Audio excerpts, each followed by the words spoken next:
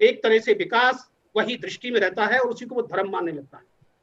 लेकिन भगवान श्री कृष्ण दूसरे अध्याय के दूसरे और तीसरे श्लोक में एक बहुत बड़ी चेतावनी देते हैं, सावधान भी करते हैं। और ये चेतावनी भारत के लिए भी है, देश के लिए भी है, समाज के लिए भी है। देश का मतलब यहाँ का आम नागरिक, और उस आम नागरिक के रूप में या उसकी जो लीडरशिप है समग्र क्षेत्र में, चाहे वो ब्यूरोक्रेट्स के अंदर हो, जुडिशरी के अंदर हो, एजुकेशनिस्ट के अंदर हो, उस लीडरशिप के अंदर भगवान श्री कृष्ण के अध्याय 2 के श्लोक 2 और 3 देखिएगा। भगवान श्री कृष्ण कहते हैं ये मोह किस हेतु से प्राप्त हुआ, अर्थात ये जो मनोदशा जो है मोह के कारण है। और भगवान कहते हैं श्रेष्ठ पुरुषों द्वारा आचरित नहीं है, ये स्वर्ग को देने वाली मानसिकता भी नहीं है, अर्थात सोच नहीं है। इससे कीर्ति नष्ट हो जाएगी और ये नपुंसकता का लक्षण है। भगवान सीधा एक साला बहनोई को कह रहा है नपुंसक।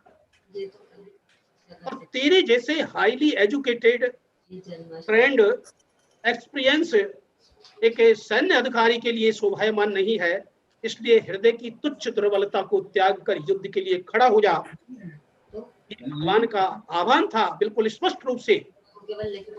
लेकिन अर्जुन ने एक और संकट डाल दिया, जैसे भगवान श्री कृष्ण को अनुसुना करके वो कहता है कि मैं अपने पिता में भीष्म और गुरु द्रोणाचार्य के विरुद्ध कैसे लड़ूंगा, ये दोनों पूजनीय हैं और इनके खून से सने हुए राज्य और भोगों की अपेक्षा में भिक्षा से जीवन यापन करना कल्याण समझता हूँ, धर्म समझता हूँ, इसलिए हे कृष्ण मैं युद्ध नहीं करूंगा।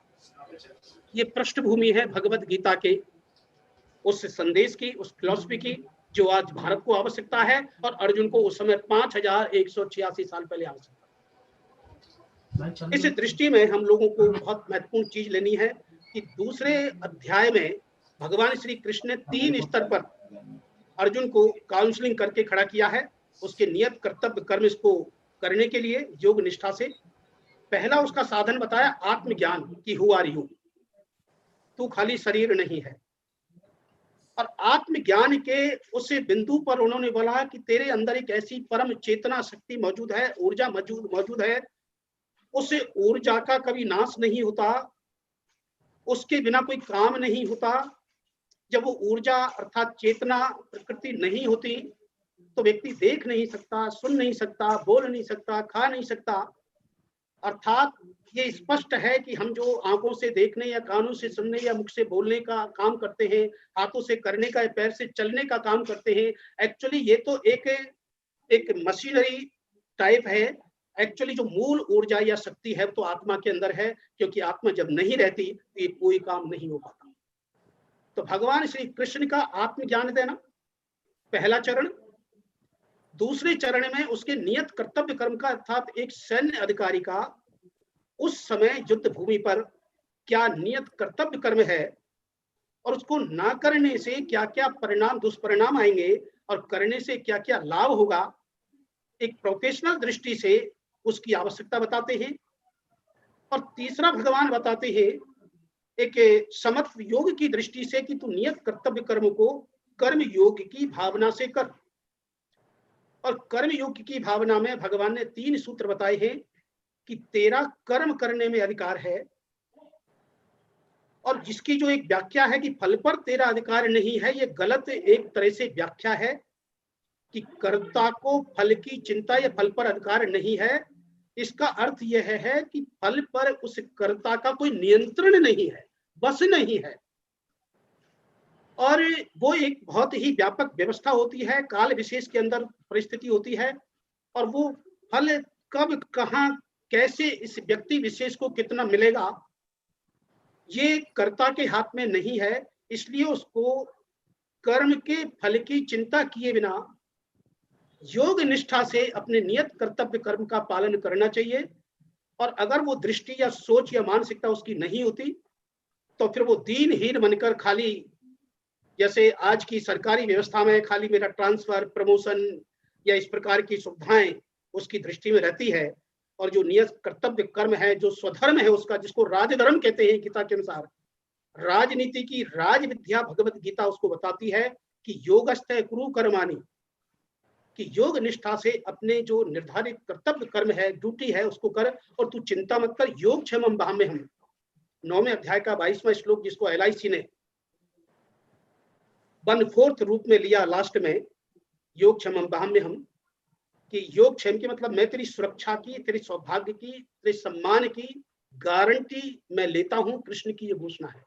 तो भगवान कृष्ण कहते हैं कि अगर हम नियत कर्तव्य कर्मों को योग निष्ठा से करेंगे तो जो दैवी व्यवस्था है या जो ये शासन व्यवस्था है उसको मजबूरन हमारे योग क्षेम की गारंटी व्यवस्था करनी पड़ेगी। अगर वो ऐसा नहीं करता तो वो भी एक प्रकार से बहुत बड़ा अधर्म और अन्याय करता है और ईश्वर सत्ता उसको दंडित करती है।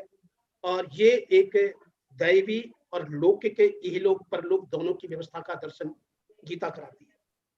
लेकिन इसको जब आध्यात्मिक दृष्टि से हम लोगों ने देखा कि गीता तो संन्यास की बात करती है, क्योंकि कुछ शंकराचार्यों ने इसको खाली एक संन्यास का कि कर्म तो एक मोह है, जाल है, बंधन है, मुक्ति के लिए कर्म को त्यागना चाहिए, गीता इसको स्वीकार नहीं करती। या खाली कुछ लोगों ने इसको खाली भक्ति का शास्त्र बना दिया, वो भी बिल्कुल गलत है। खाली भक्ति, भक्ति का मतलब है तुम अपने नियत कर्तव्य कर्म का योग निष्ठा से पालन कर। और वैश्विक दृष्टि से भगवान श्री कृष्ण कहते हैं कि मैं विश्वरूप हूं, अर्थात मैं एक मंदिर तक, एक मूर्ति तक, एक पूजा पद्धति तक, एक मस्जिद तक, एक चर्च तक, एक गुरुद्वारे तक सीमित नहीं हूं। वो परमात्मा विराट रूप है, जड़ चेतन सब उसके अंदर मौजूद है।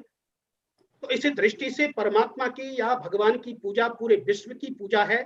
और उसको 18वें अध्याय के भगवान श्री कृष्ण ने 44-45 श्लोक के माध्यम से कहते हैं कि उस विश्व रूप परमात्मा की पूजा तू अपने कर्म द्वारा करके परमात्मा को प्रसन्न कर सकता है। और परमात्मा की विशेष कृपा तेरे और तेरे परिवार के ऊपर निश्चित रूप से होगी। ये योग क्षमम बाहम में हम की गारंटी भगवान श्री कृष्ण गीता में देते हैं। और उसी को लोकमान्य तिलक ने आधार बनाया, उसी को महात्मा गांधी ने आधार बनाया, उसी को सरदार वल्लभ भाई पटेल ने आधार बनाया।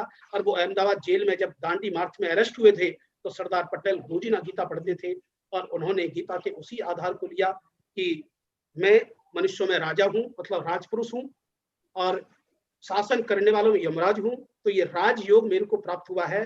तो यमराज की दृष्टि से अर्थात कृष्ण की जो घोषणा है गीता के अंदर कि परित्राणाय साधुनाम, अर्थात मानव अधिकारों की रक्षा और बिना सायच दुष्कृताम, अपराधियों को दंड, आतंकवादियों को दंड, व्यभिचारियों को दंड, जो महिला सुरक्षा सम्मान आजादी जो खतरे में पड़ रहे हैं, अर्थात जो आज गैंगरेप चल रहे हैं, बलात्कार चल रहे हैं, छेड़छाड़ चल रही है। या मैं इसमें एक और चीज कहना चाहूंगा कि जिस समय पूरी मीडिया के अंदर ये सुशांत के अंदर और ये रिया कुमारी का अंदर पूरी मीडिया सारा समय जो इसमें लगा रही है कि वो कर्म का जो सुसाइड हुआ है या वो मर्डर हुआ है, ये विषय यहाँ नहीं है, लेकिन इसका परिणाम हुआ क्यों, ये स्थिति आई क्यों। तो भगवान श्री कृष्ण गीता के माध्यम से स्पष्ट कहते हैं कि ये सेक्स, धन और क्रोध की जो स्थिति है या दुख की स्थिति जो है उसके कारण ये आती है। और इससे मुक्ति का रास्ता भी भगवान श्री कृष्ण बताते हैं। दूसरे अध्याय के 62 और 63 श्लोक में जो स्थित प्रज्ञ है, जिसको गांधी ने 18 साल की उम्र में इंग्लैंड में जब कानून की शिक्षा प्राप्त कर रहे थे, उनको गीता पढ़ने की प्रेरणा मिली। फिर कोई गांधी जी ने उसको अपनी माता घोषित किया, मार्गदर्शक घोषित किया। और 2 ईसाई मित्र वो गीता पढ़ते थे और गांधी से उन्होंने बोला कि आप तो हिंदुस्तान से आए हैं, गीता हमारे को समझ में नहीं आती, आप हमारे साथ पढ़ के समझाया करो। तो उन्होंने एडविन अर्नाल्ड का पहला गीता का अंग्रेजी अनुवाद पढ़ा और उसमें स्थित प्रज्ञ के जो 62-63 श्लोक हैं, जिसमें भगवान श्री कृष्ण बहुत स्पष्ट कर रहे हैं, मैं थोड़ा क्लियर करना चाहूंगा कि भगवान श्री कृष्ण देखिए, विषय का चिंतन करने से उस विषय की आसक्ति होती है, आसक्ति से कामना उत्पन्न होती है, कामना में विघ्न पड़ने से क्रोध उत्पन्न होता है, क्रोध से मूढ़ भाव उत्पन्न होता है, मूढ़ भाव से स्मृति में भ्रम उत्पन्न होता है, स्मृति में भ्रम से बुद्धि का नाश हो जाता है और बुद्धि के नाश से व्यक्ति सुसाइड करना चाहिए नहीं करना चाहिए, बलात्कार करना चाहिए नहीं करना चाहिए, क्या धर्म है क्या अधर्म है, इसका विवेक खो देता है और वो पतन के अपराध के पथ पर अग्रसर हो जाता है। ये 2 श्लोक देखिए गीता के, जिसको गांधी ने शांति अहिंसा का आधार बनाया और एक महान व्यक्तित्व का निर्माण उस गीता की बुनियाद पर हुआ। और गांधी घोषित करते हैं लिखित में, जो उनका अनासक्ति योग है, जो उन्होंने गुजराती में लिखा था कि अनासक्त कर्म योग भगवत गीता का जो दर्शन है, जो सिद्धांत है, वो एक ऐसा दर्शन है कि व्यक्ति से विश्व के कल्याण का पूरा की पूरा सिद्धांत नीति उसके अंदर मौजूद है। अगर हम भारत को राष्ट्रपिता के रूप में स्वीकार करते हैं, अगर उसको विश्व गुरु के रूप में यूएन 2007 के अंदर कहता है कि उनके जन्म दिवस पर अहिंसा दिवस के रूप में मनाया जाना चाहिए 13 साल पहले, लेकिन 13 साल पहले 2007 में जब गांधी जयंती पर यह घोषणा होती है, जिसमें मनमोहन सिंह जी और ये सारे सोनिया जी और आनंद कुमार जी गए थे जो उस समय विदेश सचिव थे, लेकिन 2007 की इस यूएन की अंतरराष्ट्रीय दिवस की घोषणा के बाद आज क्या हो रहा है 2020 तक? आतंक बढ़ा है, हिंसा बढ़ा है, व्यभिचार बढ़ा है, नशा बढ़ा है, अराजकता बढ़ी है। तो ये सारी की सारी स्थिति बहुत बड़ी एक चेतावनी है और गंभीर चिंतन मंथन का विषय है। तो आगामी गांधी जयंती पर इसी प्रकार जो हम चर्चा में आज बैठे हुए हैं, क्या एक संकल्प के रूप में उठ सकते हैं कि मध्य प्रदेश से ही हम गांधी जयंती पर अपराध मुक्त विश्व निर्माण का एक संकल्प लें और यूनिवर्सिटियों के अंदर, पुलिस डिपार्टमेंट्स के अंदर, कारागार के अंदर और समाज के अंदर और जुडिशरी के एडवोकेट्स या जजों को लेकर उस पर खुली चर्चा करें कि अपराध के कारण, परिणाम और बचाव एक व्यक्ति के रूप में, और जो यूएन के द्वारा ह्यूमन राइट डिक्लेरेशन है उसके 30 आर्टिकल्स भी उसके अंदर स्पष्ट रूप से आ जाते हैं और इस पर बहुत गंभीर चर्चा हो सकती है और एक्शन प्लान बन सकता है और हम एक व्यक्ति को हम लोग एक बहुत बेहतर ढंग से, मैं आपको एक उदाहरण और देना चाहूंगा। Justice NK. Jain Karnataka Madras high court के चीफ जस्टिस थे।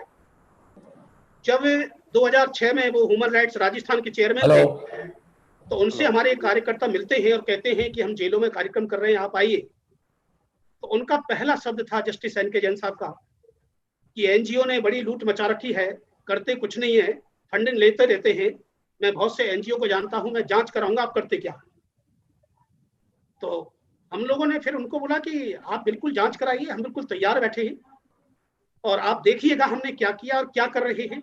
तो वो जयपुर सेंट्रल जेल में आए और उसी दिन उनको जोधपुर बाई फ्लाइट जाना था और उन्होंने बोला मेरे पास केवल 15-20 मिनट है, इसमें अगर आप अपने विषय को समझा सकते हैं तो समझाइए। तो हम लोगों ने 15-20 मिनट की एक रणनीति तय की पूरे कार्यक्रम की, बंदियों के बीच में, जेल अधिकारियों के बीच में, और 10 मिनट कार्यक्रम करने के बाद 5 मिनट के लिए माइक फिर उनको थमा दिया। उन्होंने कार्यक्रम देखने के बाद कहा, गोस्वामी जी मैं फ्लाइट कैंसिल कर रहा हूं, उन्हें माइक मेरे को देते हैं और मैं आध घंटा और बोलता हूं। और हमने देव की और वसुदेव और उनके 6 पुत्रों की हत्या और कृष्ण को सीधा मानव अधिकार के साथ में जोड़ा और शासन प्रशासन की जो अत्याचार अनाचार है उसके साथ जोड़ा, और उसके बाद 2006 से आज तक जस्टिस एन.के. जैन हमारे साथ कार्यक्रम में जुड़े। बहुत ही सुंदर गोस्वामी जी, बहुत ही सुंदर आपने आज का जो सेशन प्रारंभ किया है वो बहुत ही अच्छे ढंग से किया है और गीता को आधार मान के किया है, क्योंकि गीता में ज्ञान का सार छिपा हुआ है और यदि हम गीता का सहारा लेके यदि आगे बढ़ते हैं तो हमें केवल स्पिरिचुअल का ही लाभ नहीं मिलेगा, बल्कि हमारी जो पूरी विचारधारा है वो एक बहुत ही मजबूत आधार पे होगी। तो चूंकि अभी हमारे जो मॉडरेटर हैं किसी टेक्निकल कारण से वो नहीं पहुंच पाए हैं, तो मैं जो जनरली वो थोड़ा समझाते हैं वो काम मैं उनकी कमी पूरी करने की कोशिश करता हूं।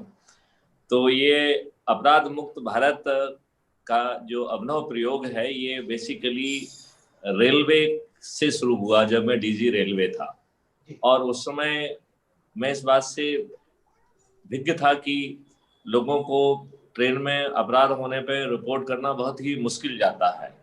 मतलब अपराध की विवेचना होना, माल पकड़ा जाना, मुलजिम पकड़ा जाना, ये तो दूर की सोच है, वो अपनी रिपोर्ट कैसे करे ये उसके सामने बड़ी विडंबना रहती थी। और रेलवे बोर्ड और बाकी सभी लोगों के द्वारा तमाम प्रयासों के बावजूद भी कोई बहुत अच्छी स्थिति में सुधार नहीं हुआ। तो उस समय हमने एक कल्पना की, एक all India GRP help app बनाया, क्योंकि मेरी ये सोच थी कि इसे रेलवे अपराध को राज्य की सीमा में नहीं बांधा जा सकता है। ये आदमी कहीं सोता है, कहीं जागता है, कहीं अपराध घटित होता है, कहीं वो रिपोर्ट कर पाता है। लिहाजा जब तक पूरी इंडिया के लिए एक सीमलेस व्यवस्था ना हो तब तक कोई काम नहीं बनेगा। तो फिर एक GRP help app and investigation support system की कल्पना की, राज्य शासन को उसमें लगातार प्रयास करके बहुत सारे काम किए गए। उसमें quick investigation and response team बनाई गई। मॉडर्नाइजेशन के तहत शासन को प्रस्ताव भेजा गया, तो जिसके तहत शासन ने लैपटॉप वगैरह सैंक्शन किया। फिर हमने कहा कि हम लोगों ने बहुत बड़ा काम लिया है और हमारा जो अपराध है वो इंटर स्टेट वाला डायमेंशन उसका बहुत बड़ा होता है, लिहाजा हमें एक GRP state response monitoring centre की आवश्यकता है। और ये प्रस्ताव हमने जो हमारे मध्य प्रदेश में एक बल स्वीकृत करने का ये लमसम व्यवस्था है, तो उसमें ये प्रस्ताव भेजा गया और राज्य शासन ने इसे मान्य किया और इसके तहत एक इंस्पेक्टर सहित 32 लोगों का अमला जो है वो शासन ने सैंक्शन किया। जब हमने ये जीआरपी हेल्प ऐप बनाया, शासन ने उसमें बहुत मदद की, क्योंकि इसमें inter state dimension, national dimension बहुत महत्वपूर्ण थी। तो राज्य सरकार ने जो है हमको सब जगह जाने की इजाज़त दी। हम सब जगह गए, हमने हर राज्य में ट्रेनिंग दी अधिकारियों को, और साथ ही इस को और आगे बढ़ाया और इसमें 4 ऐप और जोड़े थे। एक ऐप जोड़ा सुपरवाइजरी ऐप थानेदार के लिए, थानेदार और से डीजी तक के सभी अधिकारियों के लिए। फिर एक इन्वेस्टिगेटर ऐप जोड़ा, जिससे कि भाई आपने संज्ञान तो ले लिया अपराध का, लेकिन उससे काम नहीं चलेगा, उसको कैसे मदद मिले विवेचना में, ये बड़ा चुनौती है। क्योंकि वो बेचारा, उसको कहाँ अपराध हुआ ये फरियादी को ही नहीं मालूम है, तो वो बेचारा वहां जाके अकेला अपराध पंजीयन करके कोई बहुत बड़ा भला नहीं कर सकता था। तो उसके लिए पूरी कनायत जो है ना पैदा की और उसका नाम दिया इन्वेस्टिगेटर कम रिस्पॉन्डर ऐप। फिर जो है फिर उसमें रेलवे के अधिकारियों और रेलवे के स्टाफ, कुली और सभी शासकीय और शासकीय उनको जोड़ा और एक व्यवस्था की, जिसके तहत जो है वो रेलवे स्टाफ को, रेलवे पर्सनल को, रेलवे स्टेक होल्डर्स को इस व्यवस्था से जोड़ा गया। और इसके बाद चौथा ऐप जो बनाया गया वो रेलवे पैसेंजर ऐप बनाया गया। तो उसमें रेलवे पैसेंजर ऐप के पीछे धारणा ये थी कि बहुत सारे पैसेंजर जो कि फ्रिक्वेंटली जो ना ट्रैवल करते हैं, वो जो है उनका सहयोग लेके जब जीआरपी भी नहीं पहुंच रही है उस समय भी अपराध का पंजीयन हो जाए और विवेचना चालू हो जाए, और उसको बहुत सारा बैकएंड पावर उसको दिया। फिर जब मैं डीजी पुलिस रिफॉर्म बन गया तो उसी सोच को आगे बढ़ाने का अनुरोध बहुत सारे लोगों ने किया और तब हमने अपराध मुक्त भारत की परिकल्पना को सोचा। और ये परिकल्पना में 5 सर्टेनिटी के बारे में कहा गया है। पहली certainty of registration of crime, अपराध का पंजीयन हो जाए और वो भी बिना थाने जाए हो जाए, क्योंकि थाने जाने में बहुत प्रॉब्लम है। पर्सनल इश्यूज हैं विक्टिम के और साइकोलॉजिकल इश्यूज हैं और थाना प्रभारी के और बाकी लोगों के जो है अपने एंगल्स हैं। तो थाने में जाके जो है अपराध का पंजीयन हमेशा चुनौती बना रहेगा। ललिता कुमारी वर्सेस स्टेट ऑफ यूपी में माननीय सुप्रीम कोर्ट ने उसके बाद 3-4 जजमेंट और भी दिए हैं, लेकिन कुल मिलाकर जमीनी हकीकत में कोई फर्क नहीं हुआ। तो इसलिए इस अपराध मुक्त भारत का जो पहली सर्टेनिटी है वो है कि certainty of registration of crime without going to thana, मतलब थाना बिना जाए हुए कैसे जो है अपराध पंजीयन हो, इसकी व्यवस्था। और जब ये हम जुड़ा हुआ पहलू ये भी निकला कि क्या हम सब ये व्यवस्था उन्हीं के लिए करेंगे जो टेक्नोलॉजिकली सेवी हैं, जो जिनके पास स्मार्टफोन्स हैं, जिनके पास लैपटॉप्स हैं, या गांव के उन लोगों के लिए भी कुछ व्यवस्था होगी जिनके पास कुछ भी नहीं है। और जिनके पास कुछ है वो तो कैसे भी अपना अपराध का पंजीयन करा ही लेते हैं। मूल समस्या तो इन्हीं लोगों के साथ है जो कि हैव नॉट कैटेगरी में आते हैं, कि उनके अपराध का पंजीयन कैसा हो। तो इस व्यवस्था में उनके लिए बहुत सबसे बड़ा वो किया गया है, उनके लिए एक IoT डिवाइस बनाया गया है। ये IoT डिवाइस सभी जगह लगाया जाएगा, स्पेशली उन जगहों पे जहाँ पे हैव नॉट्स रहते हैं, और उसमें बटन दबा के या आगे चल के जो है उसमें एक AI कंपोनेंट हम जोड़ने के मूड में हैं कि वो मुंह से बोल के भी ये कह सकता है कि मुझे FIR दर्ज कराना है, और एक नियरेस्ट वॉलंटियर जाके उसकी FIR दर्ज कराने में मदद करेगा। और ये FIR बाकी FIR की तुलना में बहुत सुपीरियर FIR होगी, क्योंकि अपराध के सभी पहलुओं को उसमें जोड़ लिया जाएगा। उसमें जो है 1 या 2 इंडिपेंडेंट विटनेस भी जुड़ जाएंगे, क्योंकि जो वॉलंटियर वहां पे अपना ऐप लेके FIR करा रहा है, he will become what witness. He has become witness to the victim, he has become witness to scene of crime, and he has become witness to his injuries also. और उसी app से जो है ना उसका बयान मतलब FIR के साथ साथ उस चक्षुदर्शी साक्षी का भी बयान हो जाएगा, और वो साक्षी जो है कुछ एविडेंस कैप्चरिंग में भी मदद कर सकता है उसके इंजुरीज वगैरह को। फिर जो दूसरी सर्टेनिटी थी, सर्टेनिटी ऑफ डिटेक्शन, तो बहुत सारे पावर जोड़ के विवेचक को इतना मजबूत बनाया गया कि एक बहुत ही मीडियम जो है ना समझ का विवेचक भी एस विवेचक से भी अच्छा काम कर सकता है, और उसके लिए उसे बहुत बड़ा टेक्नोलॉजी से भी होने की जरूरत नहीं है, पूरी कनात उसकी मदद के लिए खड़ी हुई है। तो वो अपने ऐप के माध्यम से ही स्मार्ट जो है ना इन्वेस्टिगेशन कर पाएगा, साक्ष्यों को इकट्ठा कर पाएगा, और बैकएंड इंजन जो है वो हिस्टोरिकल डाटा से ऐसे अपराधी जो कि उस अपराध को करने वाले हैं या करने की संभावना है उनकी फोटो उनके पास भेज देगा। वो फोटो जो है विवेचक जो मौके पे विटनेस है, विक्टिम है, उनको दिखा के उनकी पहचान करा सकता है। और इसके बाद यदि मान लो कोई नया अपराधी है जिसका फोटो ही नहीं है, तो वो उसका फोटो बनाने में भी उसी ऐप में ऐसी क्षमता डाली गई है कि वो जो है उसका फोटो भी बना सकता है। फिर जो है बहुत सारी चीज जो है किसी दूसरे के पास होती है और वो साक्ष्य के रूप में ग्राह्य होती है, उसकी एडमिसिबिलिटी होती है, और वो जो है ना थाने प्रभारी को पावर दिया गया है, विवेचक को पावर दिया गया है कि 91 CRPC वो उसे रिक्विजिशन कर सकता है। तो वो विभिन्न संभावनाओं पे कहाँ एविडेंस हो सकता है ये समझ उस सिस्टम को डाली गई है, और वो सिस्टम अपने से 2 तरीके से वो जो है ना होगा, एक IO की समझ काम करेगी और दूसरा सिस्टम की समझ काम करेगी, और वो जो है ना रिक्विजिशन करके जहां भी एविडेंस होगा, चाहे वो टेलीकॉम सर्विस प्रोवाइडर के पास हो या बैंक के पास हो या रिजर्वेशन वाले के पास हो, जहां जो एविडेंस जो भी साक्ष्य हो सकते हैं उन सबको इकट्ठा करके और वो लाने में मदद करेगी टेक्नोलॉजी। इसके बाद जो है जो CCTVs हैं, IoT डिवाइसेस हैं जो अभी हैं उनका, और आने वाले समय में इसका बड़ा नेटवर्क जो है ना पैदा किया जाएगा, और ये भी सरकार पे बिना खर्चा के, क्योंकि ये PPP मॉडल के तहत आएगा और उसमें बहुत सारी रेवेन्यू जो है ना पैदा होगी। उस रेवेन्यू से जो उस नोड को लगाने में खर्च होगा वो 3 से 6 महीने में ही जो है ना रिकवर हो जाएगा। इसका मतलब है कि 6 महीने के बाद उससे शुद्ध आय होना चालू होगी। तो हम सभी लोग चाहेंगे कि साहब हमको जितनी नोट मिल जाए उतनी हमारी धन की कमाई हो जाएगी। तो हमें आगे चल के बहुत strict policy guidelines, merit guidelines बनाना पड़ेंगी कि किस आधार पर जो है ना वो नोट्स अलोकेट किए जाएं, जिससे कोई ये जो है आरोप ना लगाए कि साहब जो है ना इसमें कुछ भाई भतीजावाद कर दिया गया है, कुछ फेवरिज्म कर दिया गया है।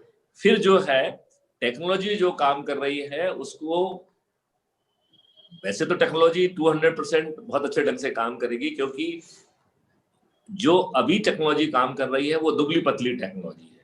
जो टेक्नोलॉजी हमने डेवलप की वो बहुत शक्तिशाली टेक्नोलॉजी डेवलप की है, क्योंकि हमने उसमें अकेला चेहरे को नहीं देखा, हमने चेहरे को देखा, उसके एक्सप्रेशंस को देखा, उसके गेस्चर को देखा, उसकी गेट को देखा, उसके कपड़ों को देखा, उसके जो है एक्सेसरीज और बैगेज को देखा, उसके व्हीकल्स को देखा, और उसके जो है एसोसिएट्स को देखा, और इन सबको जो है ना 360 डिग्री से देखा।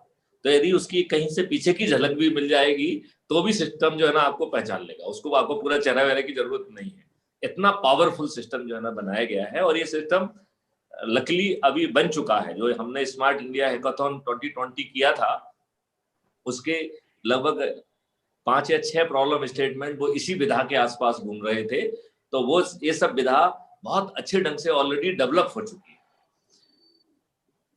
तो जो टेक्नोलॉजी जो डिसीजन देगी वो 200% सही होगा, लेकिन जो जज बैठे हुए हैं वो जज साहब को हो सकता है कि वो टेक्नोलॉजी की उतनी समझ ना हो सकता है कि डिफेंस लॉयर जो है उसकी एडमिसिबिलिटी के बारे में कोई एक पैच खड़ा कर दे।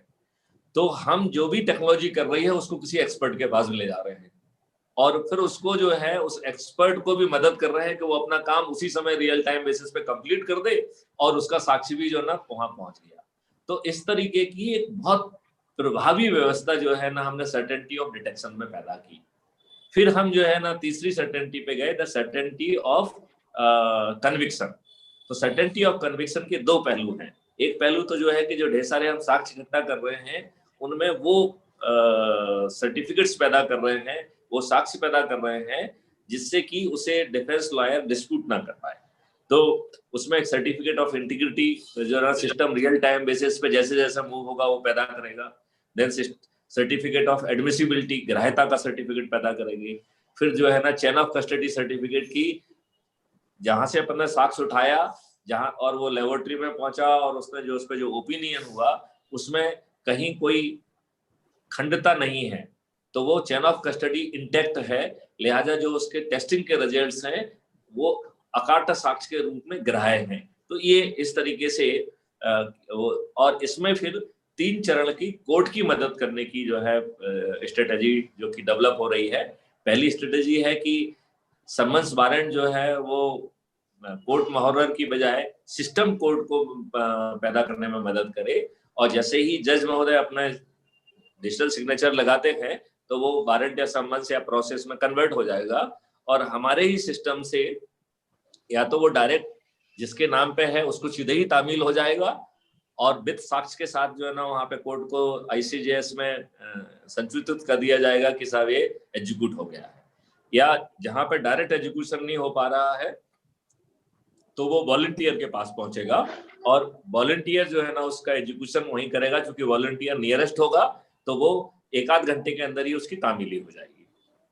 यदि किन्हीं परिस्थितियों में वॉलंटियर भी तामील नहीं कर पाता है तब जो है ना ये समन्स वारंट कोर्ट के पास, उसके पुलिस के पास जाएंगे as a option of last resort, क्या और कुछ विकल्प शेष नहीं है, लिहाजा जो है ना पुलिस जो है इसकी तामीली में कार्रवाई करेगी। तो वहां पे क्रिएशन में भी जो है ना एक बहुत स्मार्टनेस लाई जाएगी, मतलब I mean generation of summons warrant and processes को, और उसकी तामीली में भी बहुत लाया जाएगा। और फिर इसके बाद नेक्स्ट जो है कोर्ट की पूरे सिस्टम को डिस्ट्रीब्यूटेड इंटेलिजेंस के माध्यम से, जैसे हमने पहले कहा कि थाने बिना जाए हमारा अपराध का पंजीयन हो जाए, तो इस चरण में हमने ये परिकल्पना की है कि बिना कोर्ट जाए क्या कोर्ट का ट्रायल हो सकता है, और कोर्ट की सभी जो लीगल फॉर्मेलिटीज हैं उनको ज्यादा ट्रांसपेरेंट और ज्यादा प्रभावी ढंग से हम पूरा करेंगे, और इसके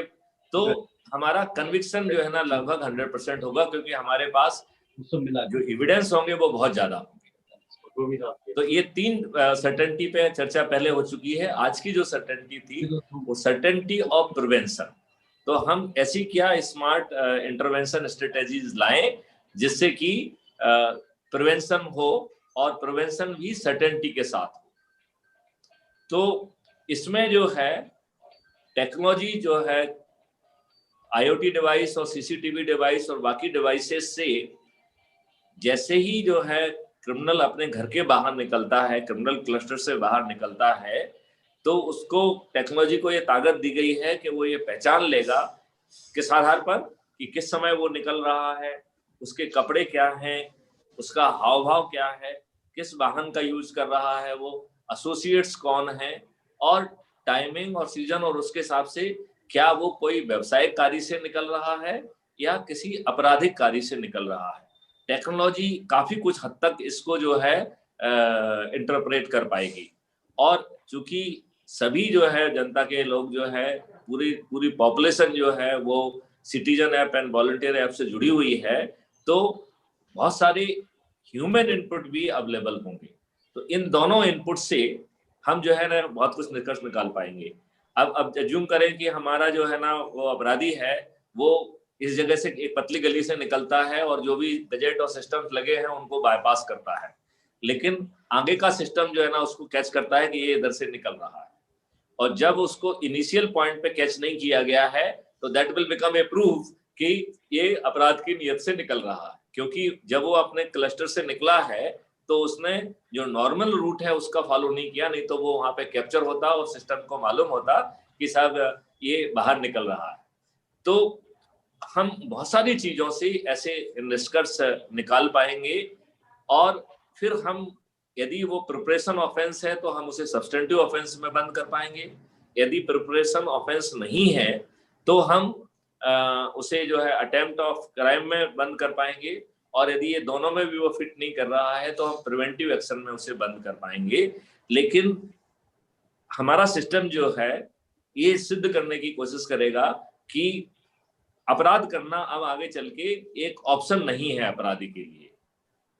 और जब सर्टेनिटी ऑफ प्रिवेंशन हो जाएगी थ्रू स्मार्ट स्ट्रेटेजीज, तो फिर लास्ट स्ट्रेटेजी बनती है कि जो अपराधी हैं वो फिर भी अपराध कर सकते हैं। यदि पेट खाली होगा तो जेल जाने के लिए अपराध करेंगे, तो वो जेल जाने के लिए अपराध ना करें। इसलिए फिफ्थ सर्टेनिटी है सर्टेनिटी ऑफ रिहेबिलिटेशन। तो आज जो चर्चा का विषय है वो है चौथी certainty, certainty of prevention through smart intervention strategies. ये एक औपचारिक परिचय के बाद जो है इस चर्चा को आगे बढ़ाने के पहले मैं माननीय जस्टिस श्री एन.के. मोदी जी से विनम्र प्रार्थना करता हूं कि उनके इतना लंबा अनुभव है, उन्होंने दुनिया देखी है, इस उम्र में जो है हाईकोर्ट जज से रिटायर होने के बावजूद भी अभी बहुत ही एक्टिव हैं। अभी भी आप सुप्रीम कोर्ट में प्रैक्टिस कर रहे हैं। आपके पास खट्टे मीठे सैकड़ों अनुभव होंगे। आपके उन अनुभवों से हमें कुछ सीखने का मौका मिलेगा, और जो हमारी सर्टेनिटी ऑफ प्रिवेंशन है हमें उस कॉन्सेप्ट को और आगे बढ़ाने का मौका मिलेगा। यदि हमें आपके मार्गदर्शन से कुछ भी पॉइंट मिलेंगे तो हम एक आध सप्ताह में ही उसे टेक्नोलॉजी में जोड़ने में सफल हो जाएंगे, क्योंकि अभी इस समय हमारे साथ 53 यूनिवर्सिटीज काम कर रही हैं। 2000 से भी अधिक बच्चे जो है ना हमारे जो है ना डायरेक्ट गाइडेंस में मॉड्यूल्स बना रहे हैं, हार्डवेयर बना रहे हैं, प्रोसेसेस बना रहे हैं। तो जो ये व्यवस्था है ये एक ट्रांसफॉर्मेशनल व्यवस्था है, और इसमें बहुत सी धन की वर्षा भी होने वाली है, क्योंकि हर नागरिक के लिए 5 रेवेन्यू स्ट्रीम की भी इसमें व्यवस्था की गई है। और उस रेवेन्यू स्ट्रीम से हर किसी का जो है स्पेरेबल इनकम बढ़ेगी, वो कंजम्पशन उसका बढ़ेगा, जीडीपी बढ़ेगी। तो एक बहुत ही ट्रांसफॉर्मेशनल व्यवस्था होना संभव हो सकेगा। और इसलिए हम जो है ना कह रहे हैं उसको कि this can change the face and fate of our country. आज ही हमने एक पत्र लिखा है बीपीआरएनडी को, जिसमें हमने लिखा है कि honourable prime minister, honourable home minister को जो है एक प्रेजेंटेशन इस बारे में दिया जाए, क्योंकि यदि उनकी ब्लेसिंग प्राप्त होगी तो हम बहुत जल्दी इसको अमली जामा पहनाने की स्थिति में पहुंच जाएंगे। क्योंकि नट एंड बोल्ट्स बन रहे हैं, धन की जरूरत नहीं है, केवल उनकी ब्लेसिंग की जरूरत है, पॉलिसी गाइडलाइन की जरूरत है। जो उसके लिए कानून की जरूरत है वो कानून भी बना के हमने कानून की एक कॉपी भी भेजी है। और अभी हम बहुत सारे लीगल जो है विद्वानों को जो है इंक्लूडिंग मोदी साहब को भी उसकी कॉपी भेजेंगे, और उनसे प्रार्थना करेंगे कि वो हमको इस बारे में मार्गदर्शन देंगे और उसको और अच्छा बनाने में और इम्प्रूव करने में हमारी मदद करेंगे, जिससे कि हम एक सशक्त भारत का निर्माण कर सकें। और जैसा हमारे गोस्वामी जी ने कहा है कि हम एक गीता वाला जो है भारत को पैदा कर सकें। और उन्होंने तो सोच को और भी आगे बढ़ाया है कि हम राज्य की सोच से बाहर निकलें, हम इवन देश की सोच से बाहर निकलें। क्या हम एक वसुंधरा कुटुंबम के हिसाब से एक अच्छे वसुंधरा का निर्माण क्यों ना करें, जहाँ पे खुशहाली हो, केवल जो है ना वो भारत के लिए अकेली ना हो बल्कि पूरी वसुंधरा के लिए हो, और हम एक कुटुंब के रूप में, एक परिवार के रूप में रह सके। तो इस तरीके की सोच इसमें है। मैं माननीय मोदी सर से प्रार्थना करता हूँ कि वो अपने मार्गदर्शन दें, अपना आशीर्वाद दें, अपने कुछ दृष्टांत जो है ना बताएं, और फिर कुछ जो चुनौतियां उनको लगती हैं कि वो चुनौतियों को कैसे हमारा सिस्टम फॉलो कर पाएगा, जो लगता होगा उनको कि बहुत व्यवहारिक कठिनाइयां हैं, उन कठिनाइयों को हम कैसे एड्रेस करेंगे। तो मैं चाहूंगा कि वो ऐसे जो पेचीदगी भरी चुनौतियां हैं उसके बारे में यदि वो हमारा ध्यान आकर्षित करेंगे तो हम ये समझाने, उनके माध्यम से बाकी लोगों को ये समझाने की कोशिश करेंगे कि ये कैसे सिस्टम उनको एड्रेस करेगा। और इससे जो है एक बड़े बड़े जो है ना जन समूह तक हम पहुंच सकेंगे, और उसके समर्थन के साथ हम निश्चित तौर पर जो है अपने देश में जो हम परिवर्तन की बात कर रहे हैं वो संभवतः हम परिवर्तन ला पाएंगे। माननीय श्री मोदी जी। आदरणीय गोस्वामी जी, आदरणीय मैथिलीशरण जी, आपको मैं सुन रहा हूँ और ये सुन के मुझे बहुत अच्छा लगा कि पुलिस विभाग प्रिवेंशन पे सोच रख रही है और रिहेबिलिटेशन के बारे में भी विचार कर रही है। अभी तक पुलिस का कार्यक्षेत्र केवल अपराधियों को पकड़ना, उसकी विवेचना करना और चालान न्यायालय में पेश करके दोषी को सजा दिलाने का होता है।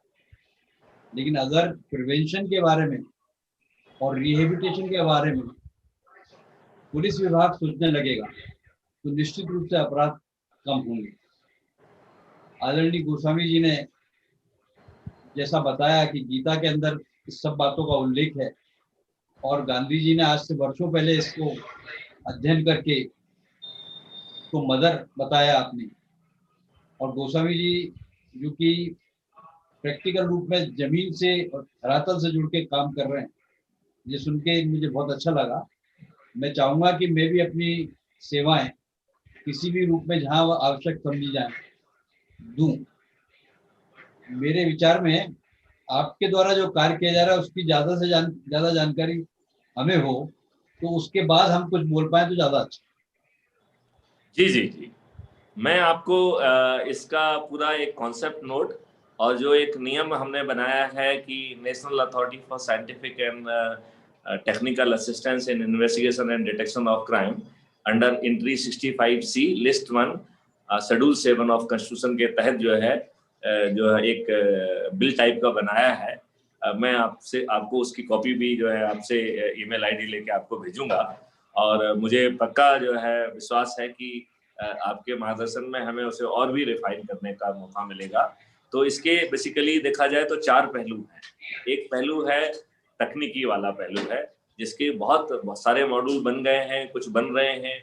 हमें बहुत सारी जगह पे अपनी टीम को इनपुट पहुंचाने में भी दिक्कत हो रही है, बट उसको हम आगे चल के रिजॉल्व करेंगे। और हम जितना उसको इनपुट दे देंगे, टेक्नोलॉजी में वो सब काम करने की हमारी सोच से ज़्यादा क्षमता है। फिर जो है इसका दूसरा जो पार्ट है कि हम जो है जनता के सभी लोगों को जोड़ने वाला है, और जो कानून ने उनके ऊपर जिम्मेवारियां डाली हैं जो कि हमने अच्छे ढंग से कभी जनता को बताई ही नहीं है। सेक्शन 39, सेक्शन 40 और सेक्शन 43 CRPC की जो जानकारी है वो शायद पुलिस विभाग ने या हम सब लोगों ने मिलके जनता तक को जिस रूप से बताना चाहिए था उस रूप से नहीं बताया है, जबकि burden of proving innocence is on public. तो इतनी बड़ी जिम्मेवारी कानून ने उसको दी है और उसको इनोसेंस भी खुद सिद्ध करना पड़ेगी। इतना जो है ना कानून जो है ना गंभीर कानून है, और इसके बावजूद भी अपन ने वो नहीं किया, तो उसको पब्लिक को इंटीग्रेट करने वाली बात है। देन हमारे माननीय गृह मंत्री जी कह रहे हैं कि हम फॉरेंसिक यूनिवर्सिटी बनाएंगे, हम पुलिस यूनिवर्सिटी बनाएंगे, लॉ यूनिवर्सिटी तो बहुत सारी हैं ही। तो बहुत सारे जो एरियाज हैं हम उनमें और एजुकेशन के माध्यम से सर्टिफिकेट देके, ट्रेनिंग देके ऐसे वॉलंटियर्स पैदा कर देंगे कि जिससे कि पुलिस को ऑन ग्राउंड नियरेस्ट जगह पे भी बहुत ही क्वालिटी एक्सपर्ट जो है ओपिनियन मिल पाएगा, और वो एक्सपर्ट ओपिनियन गवर्नमेंट से नोटिफाई करके सेक्शन 45 एविडेंस एक्ट के तहत उसकी ग्राह्यता भी जो है ना कानूनी रूप से सुनिश्चित की जाएगी। तो जो तकनीक कर रहा है वो सब तकनीकी चीज को जो है ना एक एक्सपर्ट को सौंप दिया जाएगा, और एक्सपर्ट उसको बाकायदा एक विजुअल रिपोर्ट तैयार करके कोर्ट में पेश करेगा। तो माननीय न्यायालय को भी उसको ग्राह्य करने में कोई दिक्कत नहीं होगी, उसकी एडमिसिबिलिटी में कोई दिक्कत नहीं होगी, और टेक्निकलिटी को लेके कोई उसको मतलब कोई एक मतलब करना चाहिए कि कोई प्रश्न खड़ा नहीं कर पाएगा। और जो ये सर्टिफिकेट्स हैं जो इन तीनों सर्टिफिकेट से और एविडेंस की बहुत सारा जो है ना प्लेंटी में जो है ना कैप्चरिंग बढ़ा के हम जो है ना केवल सेक्शन 27 बल्कि सेक्शन 8 और 9 और उससे इतने सारे एविडेंस हम कैप्चर कर पाएंगे कि यदि हम चाहेंगे तो एक एनिमेटेड फिल्म भी बना सकते हैं कि घर से कैसे निकला, कौन साथ में था, क्या किया, कहीं कपड़े बदले तो कहाँ कपड़े बदले, फिर उसने क्राइम कैसे किया, यदि उसने वाहन बदला तो कहाँ वाहन बदला। इवन इतना प्रिसाइज जो है ना एक एनिमेटेड फिल्म भी माननीय न्यायालय के सामने बना के पेश की जा सकती है। एंड देन उसके हर जो जो फिल्म है उसका हर हिस्से का जो प्रूफ है वो भी उसके साथ अटैच किया जा सकता है। और जब इतनी प्रचुर मात्रा में एविडेंस होंगे तो कन्विक्शन एक सर्टेनिटी होगा ही होगा।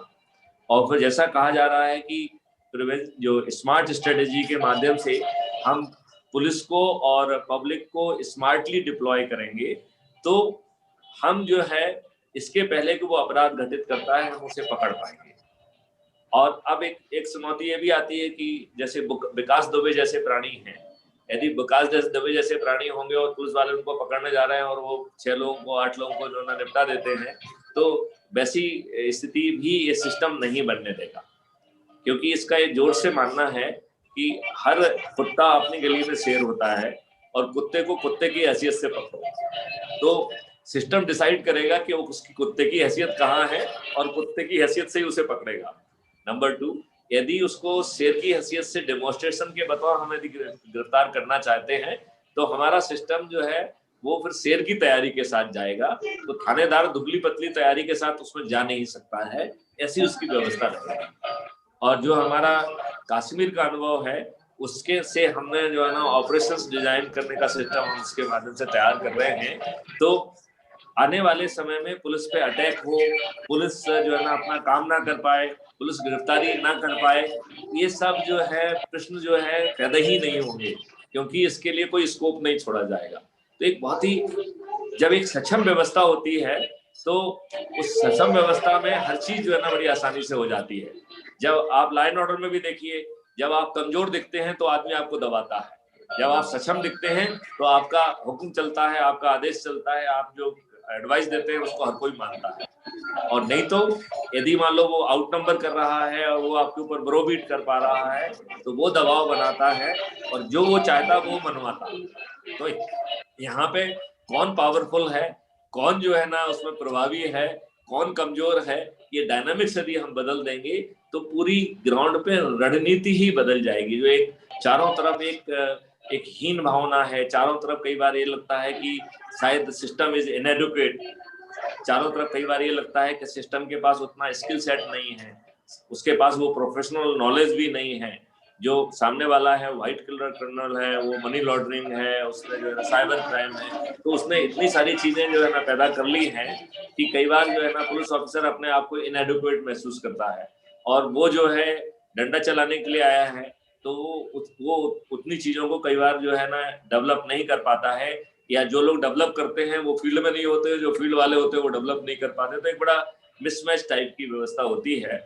इस नई उस व्यवस्था में हम जो है अपनी पुलिस को बहुत सक्षम बना रहे हैं, उसको डीबर्डन कर रहे हैं, उसको डी स्ट्रेस कर रहे हैं, उसको 100% अपराध पंजीयन के लिए सक्षम बना रहे हैं, उसको 100% जो है ना डिटेक्शन में सक्षम बना रहे हैं और फिर उसको कोर्ट की सहायता करते हुए कोर्ट के मदद से प्लेंटी ऑफ एविडेंस के साथ जो है सर्टेनिटी ऑफ कन्विक्शन ला रहे हैं। और फिर अभी आज का जो चर्चा का विषय है सर्टेनिटी ऑफ प्रिवेंशन, तो हम उसे अपराध भी नहीं करने देंगे और फिर उसकी लाइवलीहुड की बात भी कर रहे हैं कि हम उसे रिहेबिलिटेट कर देंगे। तो कुल मिला के जो है एक अपराध मुक्त भारत का जो है खाका जो है खींचा जाना संभव हो पाएगा। और मेरे ख्याल से माननीय जस्टिस साहब ने जो बात कही है कि उन्होंने हम सब लोगों को आशीर्वाद भी दिया है, साधुवाद भी दिया है और उन्होंने ये इच्छा व्यक्त की है कि इसका पूरा कॉन्सेप्ट और जो नियम बनाया गया है उसकी कॉपी तो हम आज ही जो है माननीय मोदी साहब को जो है वो कॉपी भेजेंगे और जिससे कि जो है उनका और कॉन्क्रीट मार्गदर्शन हमको मिल सके। मैं माननीय मोदी साहब का आभारी हूँ। अब हमारे मित्र जो है मिस्टर, मैं आपसे एक जानकारी चाहता था जी कि क्या आपके पास पर्याप्त फंड्स हैं इसको सबको व्यवस्था को सेट करने के? मैं तो धनहीन काम कर रहा हूं क्योंकि मुझे धन की आवश्यकता नहीं पड़ रही है। हमने जो कॉन्सेप्ट बनाया है उसमें धन का कोई काम ही नहीं है। हम जो है 53 यूनिवर्सिटीज में गए, उनसे जो है ना बातचीत की, और हमने जो MOU का फंडा बनाया है उसमें धन का प्रवाह जो है ना वर्जित है। तो हम बहुत सारी चीजें बिना धन के कर पा रहे हैं और हम काफी आगे तक पहुंच गए हैं। लेकिन अब आप ठीक कह रहे हैं, हमें आगे चल के भी धन की जरूरत नहीं है, क्योंकि तमाम नामों से हार्डवेयर और बहुत सारे सेंटर ऑफ स्ट्रेंथ ऑलरेडी और सेंटर ऑफ एक्सीलेंस ऑलरेडी पैदा हो चुके हैं। चाहे वो CCTNS के नाम पे जो है ना NCRB में हो, या नेट ग्रिड के पास हो, या स्मार्ट सिटी के पास हो, या स्मार्ट पुलिस के पास हो, या हमारे साइबर जो है ना कमांड सिस्टम के पास हो। तो हार्डवेयर भी बहुतायत में है, उसकी जरूरत नहीं है। अभी ज्यादा जरूरत है पॉलिटिकल मैंडेट की, पॉलिटिकल जो है ना ब्लेसिंग्स की, जिससे जो पॉलिसी हम चाह रहे हैं वो फॉर्मुलेट हो, और जो कानून चाह रहे हैं वो कानून फॉर्मुलेट हो, जिससे कि इस व्यवस्था को कुछ दुष्ट लोग बाद में नष्ट ना कर दें। पहले तो ये पैदा ही नहीं होने देंगे, और यदि पैदा हो जाती है तो किसी ना किसी बहाने से वो उसको नष्ट करने में बहुत वो करते हैं। आपको जान के ताज्जुब होगा कि जिस GRP हेल्पलाइन की मैं बात कर रहा था, जिसको मैंने इतना ताकतवर बनाया, जिसके लिए मैंने पिछले मतलब कहना चाहिए 2013-14 से मेहनत किया है, पिछले 7 साल की उसमें मेहनत जुड़ी हुई है। हमारे ही एक बैचमेट ने झूठ बोल के उसको डिलीट करा दिया और एक प्राइवेट कंपनी को 5 लाख रुपए का पैसा भी दे दिया। मतलब उस राशि उसको जो है हमारा जो है सॉफ्टवेयर की कॉपी देके उसका नाम बदल के और उसको राष्ट्रीय लेवल से उसको मध्य प्रदेश का लेवल का बना के और उसको 5 लाख रुपए दे दिया। इस तरीके के जो है ना दुष्टता के खिलाफ आपने केस दर्ज किया कि नहीं? ये काम तो गवर्नमेंट का है, हम गवर्नमेंट को पूरे फैक्ट्स भेजेंगे, गवर्नमेंट जो भी उचित निर्णय समझती है वो लेगी, क्योंकि ये मेरे ड्यूटी क्षेत्र में नहीं है। लेकिन मैं ये कह रहा हूँ कि देखिए, इसमें किसी व्यक्ति विशेष को दोष देने की बात नहीं बन रही है। इसमें कहने का मतलब है कि ऐसी शक्तियां होंगी जिनको अच्छी चीज नहीं भाएगी, और वो जो है चूंकि वो DG पे थे, हमारे बैचमेट ही थे, उन्होंने जो है ये बैचमेट की मेहनत को जो है ना, जिसने कि एक एक फ्रेम को खुद बनाया है, उसको नष्ट किया और उसके एवज में पैसे भी बांटे हैं। मान लो पैसे क्यों बांटे हैं मुझे नहीं लग रहा है, जो चीज हमने उनके लिए मुफ्त में पैदा की थी उसी चीज के लिए 5 लाख रुपए क्यों खर्च किए, ये समझ के परे की बात। और उसको खत्म कराने के लिए भी उन्होंने एक झूठा पत्र लिखा है। वो झूठे पत्र को कैसे जो है जस्टिफाई करेंगे ये भी भगवान ही जानता है। तो इसमें ज्यादा जरूरी है, फंड से ज्यादा जरूरी है पॉलिटिकल ब्लेसिंग की। यदि जो है इसमें माननीय प्रधानमंत्री की ब्लेसिंग आती है, माननीय गृह मंत्री की ब्लेसिंग आती है, तो हम इसको 6 से 1 साल में इसको जमीन पे खड़ा करने की स्थिति में खड़े हुए हैं। और कुछ चीजें तो हम कल से पैदा कर देंगे। मतलब उसका कुछ लाभ तो जो है यदि माननीय प्रधानमंत्री चाहेंगे तो कल से मिलने लगेगा, और वो भी एब्सोल्युटली मुफ्त, क्योंकि हमने पूरी मुफ्त की यात्रा की है। और कुछ पॉलिसी डिसीजन की बात कही, जैसे हम चाह रहे हैं कि हम एविडेंस कैप्चरिंग पब्लिक को देंगे, तो जो एविडेंस कैप्चरिंग जो है, जैसे हम FIR रूट कर रहे हैं, ऐसे ही उसी रास्ते से हम उसमें सक्षम अधिकारी के हस्ताक्षर करा देंगे।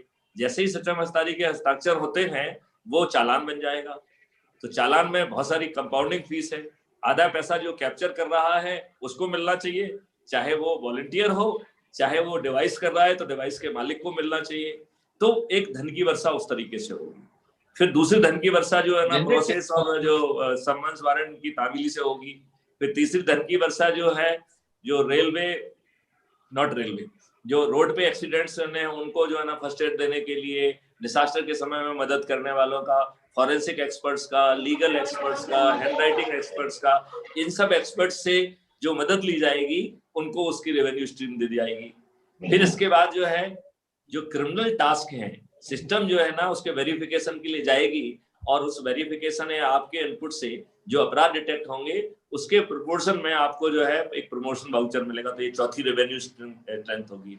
और फिर फाइनली सिस्टम कह रहा है कि आप जो भी काम कर रहे हैं हम उस काम में आपकी मदद करेंगे। आप यदि ठेला चलाते हैं तो हम आपको स्मार्ट ठेला देंगे, यदि आपके पास गुमटी है तो हम आपको स्मार्ट गुमटी देंगे। तो हम आपकी कमाने की क्षमता को ही बदल देंगे। तो एक पूरी जो डायनामिक्स है वो बदल जाएगी, चाहे वो लैंड हो, चाहे वाटर हो, चाहे इक्विपमेंट और टूल्स हो या मशीनरी हो, इनको 24 आवर into 7 जो है हमें चलाने का एक रणनीति इसी में हमने पैदा की है। और इस रणनीति के तहत जो है हमारी GDP ग्रोथ जो है ना वो 10 या 15% नहीं होगी, वो 100 या 150% होगी। हमें 3 ट्रिलियन इकोनॉमी से 5 ट्रिलियन इकोनॉमी नहीं, बल्कि हम 15 ट्रिलियन इकोनॉमी में पहुंचने का जो है ना स्वप्न देख सकते हैं, और वो हकीकत में कन्वर्ट होगा। और इसके साथ साथ ही डिस्ट्रीब्यूशन ऑफ जो है ना रेवेन्यू का एक सिस्टम होगा। तो चूंकि हर व्यक्ति उसमें से इतना कमाएगा, इंक्लूडिंग स्टूडेंट से लेके हर कोई, कि उनकी परचेजिंग पावर की जो है ना में एक बहुत गजब का इजाफा होगा। बच्चों को अपने पढ़ने लिखने के लिए पेरेंट्स से पैसे नहीं मांगना होंगे। मजदूर लोग जो है ना अपने मजदूरी करने जाते हो तो आते रास्ते में 1-2 चालान काट लेंगे, तो मालूम पड़ा कि उनको मजदूरी में तो 350 रुपए मिल रहे हैं, चालान के माध्यम से उनको 4,00,000 रुपए मिल गए हैं। तो एक जो है एकदम एक बहुत ही सक्षम व्यवस्था जो है पैदा हो सकेगी, एक रूल कंप्लायंट सोसाइटी पैदा हो सकेगी। हम लोग जो है जब इंडिया में रहते हैं तो रूल का वायलेशन करने में अपनी सही समझते हैं, और हम ही लोग जब विदेश में जाते हैं तो हम कोई भी सब नियमों का अच्छे ढंग से पालन करते हैं। इसका मतलब है प्रॉब्लम इंडिविजुअल के साथ नहीं है, प्रॉब्लम उसके वैल्यू सिस्टम के साथ नहीं है, प्रॉब्लम जो हमने उसको एनवायरनमेंट दिया है, जो हमने उसको सिस्टम्स दिए हैं, उस सिस्टम में यदि सुधार हो जाएगा तो सभी लोग रूल कंप्लायंट हो जाएंगे। और हमारे पास तो गीता है, तो गीता का जो आधार और उसको जो है ना बल देगा, तो हमारे आचरण में और जल्दी सुधार आएगा, हमारी वैल्यू सिस्टम में भी और जल्दी सुधार आएगा, और हम एक चमत्कारी परिवर्तन ला पाएंगे, एक चमत्कारी व्यवस्था में सुधार ला पाएंगे।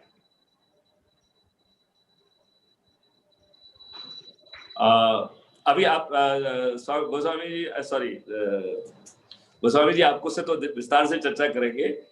माननीय मोदी जी को मैंने जो जवाब दिया है, मेरे ख्याल से सर आपको वो कैसा लगा, आप उससे संतुष्ट है? बहुत अच्छा है, बहुत अच्छा सोच है आपका।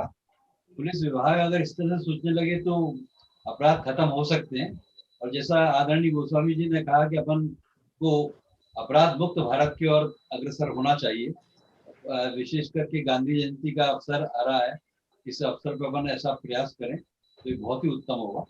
लेकिन आपको पॉलिटिकल मैंडेट भी मिले और आगे भी सफलता मिलती जाए, बिल आपका कानून के रूप में परिवर्तित हो, इसके लिए कई चुनौतियों का सामना आपको करना पड़ेगा। मेरे ख्याल से नियत साफ है, और यदि सब लोग मिलेंगे तो जो उसमें परिवर्तन करना है वो परिवर्तन करके एक सब लोगों की राय को शुमार करते हुए एक अच्छी प्रभावी व्यवस्था पर रख पाएंगे। और चूंकि सभी का इसमें भला है, पुलिस का तो सबसे ज्यादा भला है, पुलिस का डीबर्डन हो जाएगी, डिस्ट्रेस हो जाएगी, पुलिस का सम्मान बढ़ेगा, उसकी सेल्फ स्टीम बढ़ेगी। और जब ऐसी पुलिस होगी तो कोई भी व्यक्ति उसको खड़ा होकर सैल्यूट करेगा। तो मेरे ख्याल से हो सकता है वो थोड़ा बहुत धन कहीं कम कमा पाए, लेकिन उसकी सेल्फ स्टीम बहुत बढ़ेगी, उसकी प्रतिष्ठा बहुत बढ़ेगी। उसके जो बच्चे जो जब स्कूल में जाएंगे तो यदि कोई किसी को मालूम पड़ेगा कि पुलिस वाले का बच्चा है, तो हर कोई उसको बच्चे को एक अलग से जो है ना ट्रीटमेंट देगा कि नहीं ये पुलिस वाले का बच्चा है। तो एक जो भावना अभी कभी नेगेटिव वाली भावना होती है, वो एक बड़ी पॉजिटिव भावना के रूप में सामने आ सकती है। ये नेगेटिव अप्रोच आने के लिए पुलिस विभाग ही अपने आप में दोषी बहुत बड़ा है। जी। और बहुत अच्छी बात ये कि आप इसको कन्फेस कर रहे हैं, ये बहुत ही अच्छी बात है। मेरा ये मानना है कि यदि हम कॉन्फेस नहीं करेंगे तो सुधार का अवसर पैदा नहीं होगा। तो यदि हम ग्राउंड रियलिटी को मानेंगे तो हम सुधार कर पाएंगे। यदि हम ये कहेंगे सुधार की जरूरत ही नहीं है, यदि हम कहेंगे हमारा कप भरा हुआ है, अब उसमें क्या डाला जाएगा, तो उसके लिए कप खाली होना बहुत जरूरी है। पात्र का खाली होने पे ही उसमें कुछ डालने के लिए जगह बनेगी, चाहे वो ज्ञान हो, चाहे वो संपत्ति हो, चाहे वो जो भी हो। तो पात्र जो है ना वो ग्रहण करने की स्थिति में तभी होगा जब वो अपने वैक्यूम को, अपनी कमी को मानेगा और एक सकारात्मक दृष्टिकोण से उसे आगे बढ़ाने की कोशिश करेगा। I do agree. जी, थैंक यू। गोस्वामी जी आप कुछ कहना चाह रहे थे, तो इसके पहले हम डॉक्टर रमेश को जो है, रमेश जी को की तरफ मुखातिब होंगे। मेरे ख्याल से आप बीच का कोई एक छोटा सा जो रिमार्क, लेकिन उसको छोटा दीजिए क्योंकि आपको बड़ा हिस्सा बाद में मिलेगा, तो आप छोटे रिमार्क के साथ जो है ना आप इसको आगे बढ़ाने में मदद करिए। फिर हम जो है डॉक्टर रमेश के जो कि बहुत ही विद्वान हैं, उन्होंने 3 PhD की है, उनको सुनना चाहेंगे, उनको जानना चाहेंगे और उनके उसका भी लाभ लेंगे। और एक बहुत बड़ी शख्सियत है जो गौतम जी हैं, जो कि NGO के से जुड़े हुए थे लंबे समय से, उन्होंने बच्चों के केस में बहुत जो है ना काम किया है। तो मेरे ख्याल से उनका भी जो है ना ज्ञान का, उनके भी अनुभव का जो है ना हमको लाभ मिलेगा। तो गोस्वामी जी, आप जो कुछ रिमार्क करना चाहते थे, जो कुछ बात कहना चाहते थे, थोड़ा छोटे में कहेंगे। बिल्कुल, मैं आपको शॉर्ट अलग में से बड़ी बात कहने का मौका, मैं बिल्कुल शॉर्ट में कर रहा हूँ जी। मोदी साहब ने एक बहुत ही गंभीर और महत्वपूर्ण और आवश्यक प्रश्न आपसे किया। 4 पुरुषार्थ में धर्म, अर्थ, काम, मोक्ष।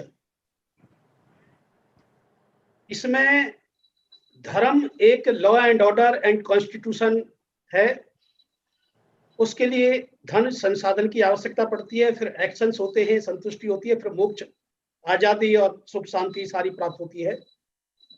तो धन को अगर हम फोकस नहीं करेंगे तो आप तो जिससे डीएनए से हैं, तो उसको तो कम से कम धन को विशेष सफलता के लिए माध्यम बनाना ही पड़ेगा। दूसरा, खाली टेक्नोलॉजी, मैनेजमेंट्स और सिस्टम से काम नहीं चलेगा। भगवत गीता में 18वें अध्याय का 14वां श्लोक में आपको बस कोटेट करता हूं शॉर्ट में। समग्र क्षेत्र में सफलता के 5 तत्व 5000 साल पहले जगत गुरु बताते हैं। नंबर 1 अधिष्ठान, नंबर 2 कर्ता, नंबर 3 करण, नंबर 4 क्रिया और नंबर 5 देव या भाग्य या ग्रह।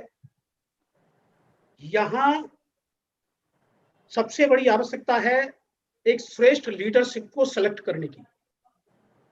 किसी भी व्यवस्था में हम कितनी भी टेक्नोलॉजी ले आए, उसका मैनेजमेंट ले आए, उसके शासन ले आए, उसका मतलब एक कॉन्स्टिट्यूशन बना दें, अगर लीडरशिप का जो चरित्र है, जो उसकी कॉन्शियसनेस है, सर्वभूत हिते रता, वो अगर उसकी नहीं है तो आप जैसे नए प्रोडक्ट इनोवेशन करने वालों को दूसरे साथी उसको ध्वस्त कर जाएंगे।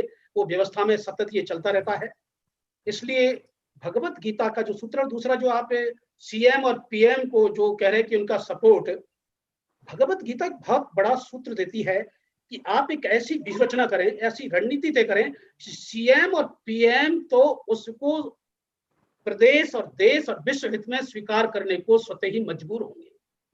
और वो मोदी साहब ने बहुत अच्छा सूत्र दिया कि गांधी जयंती और यूएन का विश्व अहिंसा दिवस से बेहतर शायद पुलिस को और अपराध मुक्त भारत और समाज और विश्व निर्माण का कोई आधार नहीं हो सकता। इसके खाली कुछ पॉइंट्स आप एक लीडरशिप में सेलेक्ट कर लें, और आज जो लोग बैठे हैं उन्हीं की आप 1 हफ्ते बाद, 2 हफ्ते बाद, और जो यूनिवर्सिटी आपके साथ जुड़ी हुई है, जहां यूनिवर्सिटी के बीसी 5-5, 2-2 करोड़ में सेलेक्ट होकर आ रहे हैं, जहां ब्यूरोक्रेट्स में टॉप लीडरशिप में पैसा आ रहा है, वहां किसी सफलता या अपराध मुक्ति की हम लोग कल्पना कर सकते हैं।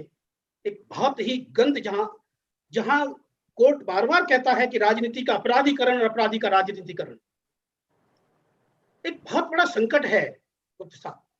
और इस संकट को बिना व्यूह रचना के, रणनीति के, हम इसको नियंत्रित नहीं कर सकते। और गांधी जयंती को बेस बनाकर मैं मोदी साहब का बहुत आभारी हूं, और आपने भी जो इस प्रकार को ये रखा, मैं बिल्कुल कह रहा हूं कि गांधी जयंती को यूएन के 2007 के प्रपोजल से लीजिए। मोदी जी मना कर ही नहीं सकते, सीएम साहब मना कर ही नहीं सकते, यूएन तक आपकी धाक जाएगी। आप इसको देखिए, अपराध मुक्त विश्व निर्माण मानव अधिकार रक्षा के लिए अनिवार्य विषय है, और ये चेतना विकास के बिना संभव नहीं। गोस्वामी जी, मैं आपसे प्रार्थना करता हूँ, मैं एक अदना सा पुलिस ऑफिसर हूँ, आप हमारी इस काम में मदद करिए। मैं अपने तरीके से जो है ना कोशिश कर रहा हूँ। जब आपकी कोशिश भी उसमें जुड़ जाएगी तो हम संभवतः जो है जो ब्लेसिंग्स की हम अपेक्षा कर रहे हैं वो अपने आप मिल जाएंगी। जहाँ जो धन वाली आपने बात कही, क्योंकि इसमें धन की तो वर्षा होने वाली है, इसलिए धन की बहुत प्रॉब्लम नहीं है। धन तो पैदा होगा, इतना पैदा होगा कि it will change the whole dynamics. मतलब हमारी ग्रोथ रेट जो है, हम 100% को भी एक्सीड करने की स्थिति में रहेंगे।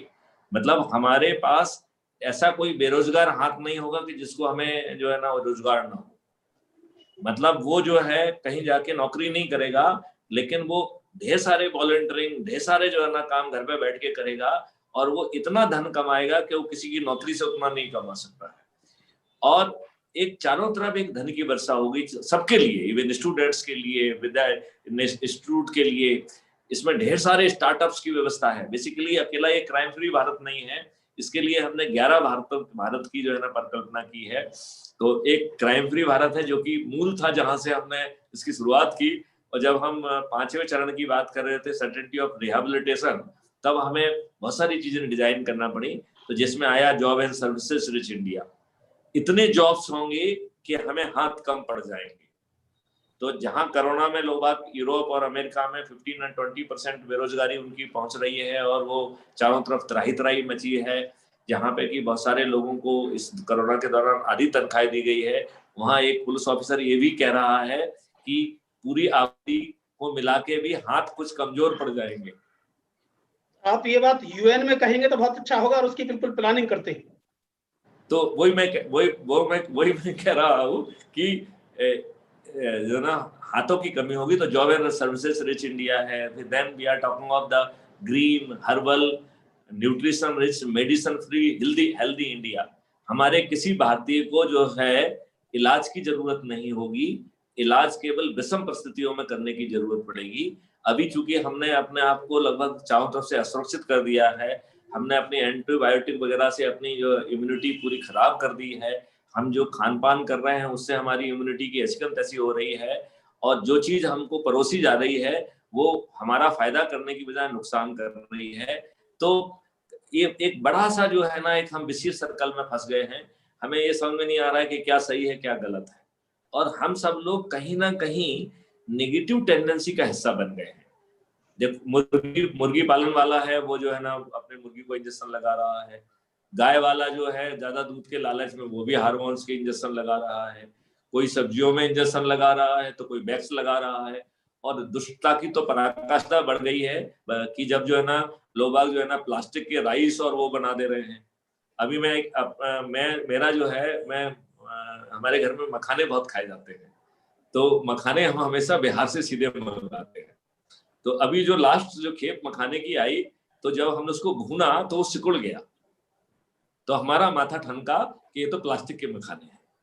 तो अब आप ये सोच लीजिए कि चावल प्लास्टिक का, इसका उसका, हम और ये हमने सोर्स से मंगाया और पुलिस के माध्यम से मंगाया, तब भी ऐसा हुआ। इसका मतलब है कोई ऐसी खराब चीज पैदा कर रहा है ना, क्योंकि मखाना तो जब अपन भूनते हैं तो और खिलता है, बड़ा होता है, वो सिकुड़ता नहीं है। सिकुड़ने का तो सीधा मतलब है कि वो प्लास्टिक का है। तो प्लास्टिक के चावल, प्लास्टिक के चाउमीन, प्लास्टिक का ये, प्लास्टिक के ड्राई फ्रूट्स, मालूम नहीं हम जो है धन की लालच में कहाँ चले जा रहे हैं। अब आप जो है इस बात को देखिए कि हम जो है हमारे साइंटिस्ट जेनेटिकली टर्मिनेटेड सीड बनाया। सीड का मुख्य गुण है कि वो पैदा करेगा। यदि हम उस मुख्य गुण को ही काट देंगे तो उसका हमारी बॉडी पे क्या असर पड़ेगा अभी तो हमें मालूम नहीं है। तो हमने कोई बहुत अच्छी चीज के लिए नहीं किया है। देखिए जेनेटिक इंजीनियरिंग में बहुत सारे अच्छे काम हुए हैं, अच्छे अच्छे एलिमेंट्स को जोड़ के एक सीड में वो चीजें डाल दी गई हैं कि जिससे आपको पौष्टिक सब चीज मिले। तो जो एक अच्छी चीज भी हुई है वहां पे ये ऐसी नेगेटिव चीज भी हुई है कि लाभ कमाने के लिए हमने उसको जेनेटिकली टर्मिनेट कर दिया है। अब वो जो जेनेटिकली टर्मिनेटेड सीड है उसका क्या हमारे ऊपर असर पड़ेगा ये कोई नहीं जानता है। तो मेरा ये कहने का मतलब है जो सोसाइटी में जो नेगेटिज्म है वो कहीं ना कहीं चारों तरफ से घेर रही है, और उस नेगेटिज्म से यदि हम बाहर निकाल के एक स्वस्थ जो है भारत का निर्माण करेंगे, फिर हम जो है बात कर रहे हैं innovative and creative India, then we are talking of आत्म समर्थ भारत की बात कर रहे हैं, देन वी आर सेइंग जो ट्रैक्टर ट्रॉली ये जो भी जिसके पास जो रिसोर्सेस है वो डिफरेंट स्टार्टअप के उसमें आ जाएंगे, वो उनको मेंटेन भी करेंगे और आपको जो सम्मान के लिए आपने रखा है तो वो आपको ऑनर्स वाला सम्मान भी देंगे, और आपके उसी रिसोर्स को उसको 24 घंटे जो है ना यूज करके वो आपको धन कमा के भी देंगे। तो आम के आम गुठलियों के दाम, ऐसे ढेर सारे कॉन्सेप्ट जो है दे आर ऑलरेडी जो है काफी कुछ बन चुके हैं। अभी हमने इसमें 11 पोर्टल बनाए हैं जो हर थीम को डेडिकेटेड है, और उसमें सोच ये है कि हम जो है हर जो है जगह पे जो बहुत सारे लोगों ने बहुत अच्छा अच्छा काम किया है उनको हम इकट्ठा करके उस पोर्टल के माध्यम से एक जगह पे इकट्ठा करें, और उन सबकी शक्ति जो है ना देश के निर्माण के लिए अवेलेबल हो। तो केवल हम पुलिस की बात नहीं कर रहे हैं, केवल अपराध मुक्त भारत की बात नहीं कर रहे हैं, हम एक श्रेष्ठ समर्थ आत्मनिर्भर भारत की बात कर रहे हैं, विश्व निर्माण की बात कर रहे हैं, बेहतर विश्व निर्माण। यस। तो मुझे लगता है कि जो इस विषय आपने उठाया है उसको हमने अपने तरीके से थोड़ा जवाब देने की कोशिश की है, मुझे लगता है कि आप उससे थोड़े बहुत संतुष्ट जरूर हुए होंगे। एक्शन प्लान में आते हैं सर पूरा। Thank you. अब मैं हमारे मित्र जो है डॉक्टर BM रमेश, जो कि एडिशनल डीजी हैं और कल जो है वो डीजी भी बनने वाले हैं, तो उनको इस अवसर पर मैं बधाई देना चाहूंगा। और बधाई के साथ साथ जो है ना, मैं उनसे निवेदन करना चाहूंगा कि वो अपने अनुभवों को, उनको बहुत अनुभव है, वेस्ट बंगाल का अनुभव है, उनको साउथ का अनुभव है, वो CRPF में भी लंबे समय तक उन्होंने सेवाएं दी हैं, वो जो है बहुत अच्छे मैराथन और दौड़ने धावक भी हैं। तो उनका एक बहुआयामी वो है, उन्होंने बहुत सारे ट्रस्ट बनाए हुए हैं। वो जो है जो आजाद है, वो आजाद जी अपने हैं, उनके जो है ना बहुत बड़े समर्थक हैं, सरदार भगत सिंह जी के बहुत बड़े समर्थक हैं। तो मैं डॉक्टर रमेश से प्रार्थना करता हूं कि वो अब अपनी बात रखें और उनके जेहन में यदि कोई प्रश्न हो जिसका जवाब वो मुझसे चाहते हो, तो वो प्रश्न जरूर रखें। मिस्टर रमेश। मैं सबको प्रणाम करता हूं, नमस्कार करता हूं। सीनियर साहब हैं, हमारे MS गुप्ता साहब हैं, जस्टिस मोदी साहब हैं, और आदरणीय रामकृष्ण गोस्वामी साहब हैं, हमारे गौतम तालुकार गौतम दा एखनकार आमादेर पश्चिम बंगेर उनी रोयेछेन, एवं मिस्टर राहुल माल्या। हम सबको आभारी हैं। हमें बोलने के लिए एक मौका दिया गया है। I am very happy and I would like to be a bilingual person so that it can be useful to people from other non-Hindi speaking people as well, and also my brothers and sisters of India and Bengal as well. Now, to start with, I always dedicate my everything to the one and the only Sahib-e-Azam Chandrasekhar Azad. ये गुरुवंदना करता हूं मैं मेरे गुरु है ये, और इन्हीं का नाम पे मैं चंद्रशेखर आजाद राजधर्म फाउंडेशन का मेंटर हूं। और राजधर्म इसलिए कहता हूं कि भगवत गीता अगर कोई धर्म की पर्सोनिफिकेशन है, कोई योगा की पर्सोनिफिकेशन है, भगवान की गीता है। गीता का मतलब है मार्गदर्शन करने वाली एक रेखा है और रेखाओं के एक प्रसार है। और उस गीता जो 5000 साल के पहले जो हुआ था, और उसके बाद चंद्रगुप्त साम्राज्य की जो निर्माता है चाणक्य जी, उन्होंने जो अर्थशास्त्र लिखा है 2,500 साल के पहले, और उसके बाद करीब 70 साल के पहले हमने अपने आप को एक संविधान दी। ये तीनों अगर हम एनालाइज करें, इन तीनों में एक चीज बराबर है, वो है मानव जाति का श्रेष्ठता, कि मनुष्यत्व की श्रेष्ठता, मन की श्रेष्ठता, वो मन की कंट्रोल में रखना और मन की राज के माध्यम से धर्म की ओर, राज धर्म के अनुसार से नहीं चलता, वो धर्म कभी धर्मराज नहीं बन सकता। राज धर्म की ओर भी होना चाहिए। इसलिए युधिष्ठिर राजा थे, युधिष्ठिर, और राम और रामायण की हीरो था, महाभारत की हीरो युधिष्ठिर था। तो धर्मराज, राज और धर्म दोनों हमेशा साथ चलती है। धर्म के बिना राजा नहीं है। इसलिए चाणक्य ने भी बोला, राजा मतलब प्रजाओं की रंजन करने वाले राजा होते हैं। जो राजा प्रजाओं की रंजन नहीं, प्रजाओं की कीटक बनता है, प्रजाओं की कंटक बनता है, प्रजाओं की एक तरह एक प्रेडेटर बनता है, वो राजा नहीं बल्कि वो नरक है। और नरकासुर और नरक, ये भी हमारी दीपावली की सामने हम याद रखते हैं। तो इसी की आगे बढ़ते हुए मैं चंद कुछ अपनी एक्सपीरियंसेस और अपनी बात कहना चाहूंगा in this subject. First of all, I respect and I salute justice Modi sir, Shri MS Gupta sir, and Sri Goswami sir and others, and I take this opportunity because I'm a serving government servant. I have to be bound by the All India Service Rules, Disciplinary Rules, Conduct Rules, and I will be only because मुझे अपनी राजधर्म को खुद को मानना है। इसलिए मैं कोई अशक्त नहीं हूं, नहीं मेरी भावनाओं में प्रकट करने की कोई विडंबना है। ये बात नहीं है। जब हम अनुशासन होते हैं या अनुशासित होते हैं, इसका मतलब ये नहीं है कि हम नपुंसक हैं, बात नहीं है। अनुशासन का मतलब है पेशेंस को हम हाथ में रखते हैं, जब मौका आता है तलवार खींच के युद्ध करने के लिए अभिमन्यु क्या अर्जुन की तरह हम लड़ के पद्मव्यूह को छिन्ना भिन्न कर लेते हैं। इसका मतलब यही है कि हम जानते हैं पद्मव्यूह को कैसा छिन्ना भिन्न करना है। इस महाभारत में अभिमन्यु नहीं है, हम अर्जुन भी है, कृष्ण भी हम है। हम भारत को अच्छी तरह जानते हैं क्योंकि बहुत 7-8-9 जगहों में प्रदेशों में काम कर चुके हैं। हम जानते हैं भारत की जनता की नस नस भी जानते हैं। इसलिए let me not be going into the pessimistic concept. I am extremely proud of my country, I am extremely proud of my people, because मेरी जनता ने, भारत की जनता ने हमेशा एक जबरदस्त उन्होंने अपनी मेधा संपत्ति की परिचय दिया है।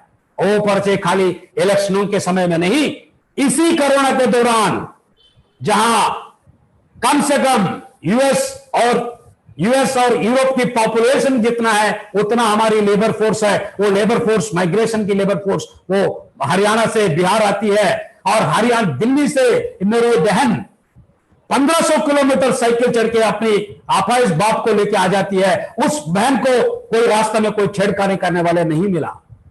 यही मेरी भारत की जनता की संस्कृति की परिचय है।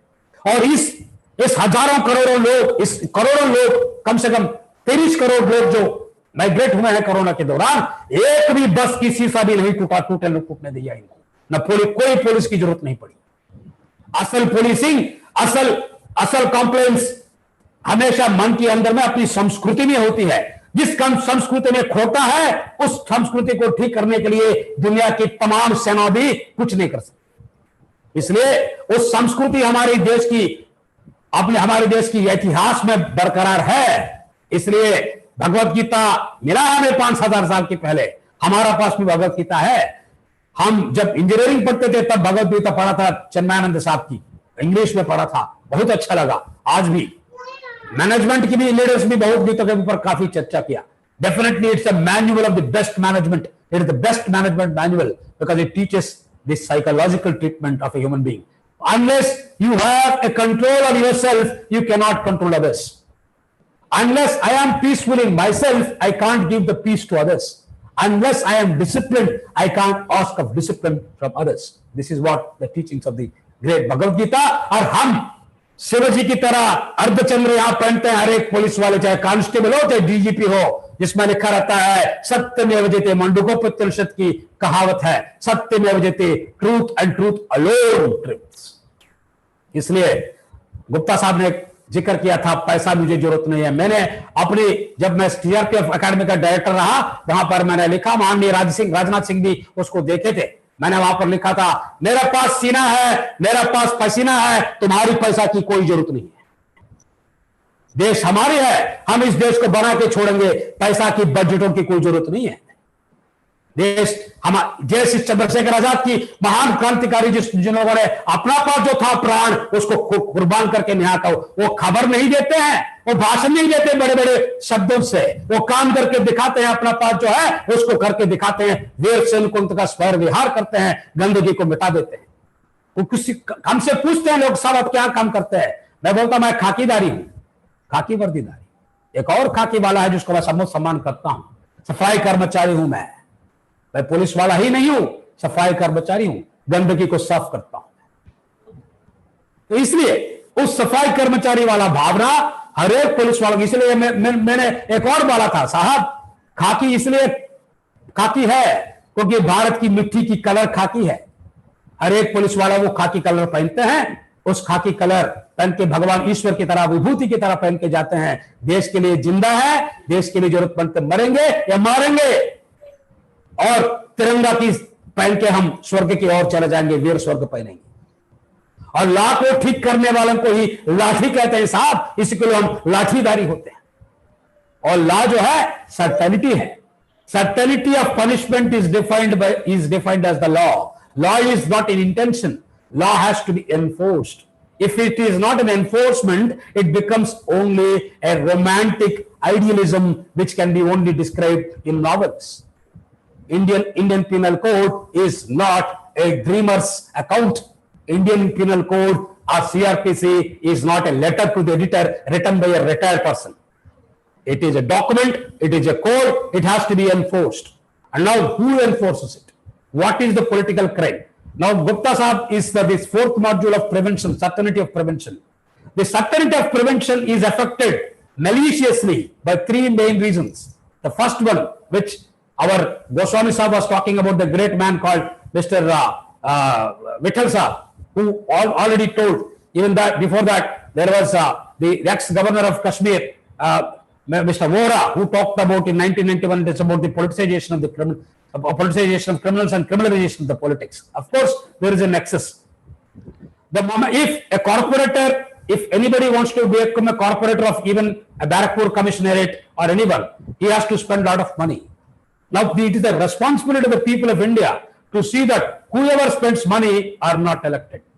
Long back, one journalist wrote a book in which it was mentioned, Yadha Raja Tadha Praja. I completed by saying, Yadha Praja Tadha Raja. People and politicians go together. So let us not blame only the politicians. The reform has to come from all round. अगर deterioration होती है corona की तरह सब जगह में spread होती है. Corona is the best communist in the world.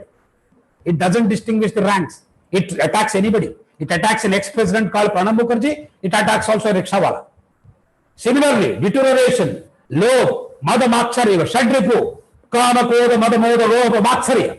This shadripus has to be treated when you are in the mother's womb or when you come out of the mother's womb. The education, as I studied, and in MA psychology also, in psychology I have studied that the best education to a person gets completed when he is only 2.5 years old. So we need to have, इसलिए हमारी culture है मातृदेवो भव पितृदेवो भव. आचार्य तीसरे number पे है, तीसरा number पे. कम माताओं के बहनों को किस तरह ट्रीट कर रहे हैं हमारे इंटरनेट के माध्यम से, उनको ठीक ढंग से, जैसा हम बता देते हैं, गुप्ता साहब हैं, आप लोग सभी हैं, हमारी जिम्मेदारी बनती है, हम जितना भी जानते हैं वो इस तरह आज हम फ्रीली बात कर रहे हैं. हम आपसे ये कॉन्फ्रेंस में बात कर रहे हैं, हमें कोई पैसा नहीं देना पड़ रहा है. हम जो जानते हैं इस बात को हम प्रजाओं के पास तक ले जाएं. पागल भी हमारे बंगाल में कहावत है, पागलो विजय भालो बुझे, in the sense madman also understands his own benefit. So everyone knows their own culture, their own welfare. So better point of start of education, prevention of certainty starts now with the persons who are being born, both those who are in kindergarten school at 2 years, 3 years, 4 years. We may reap these results after 10 years, 20 years. So we cannot have a surgical kind of operation. It's not a URI kind of problem that some terrorist comes and attacks our installations and we go and send an army there. It's not like that. It's a very, because Newton's law of heating and Newton's law of cooling is applied here. The same amount of time, it may require more time to repair a system than to construct a system, because we cannot throw out the system just like that. इस system अभी हमारी जो स्वतंत्रता मिली है हमें सैकड़ों लोगों की कुर्बानियों से मिली है. इसीलिए let us not be pessimistic. With this premise, I will start. I have analyzed this problem of where is the failure of prevention. First point of the failure of the prevention is lack of accountability for prevention.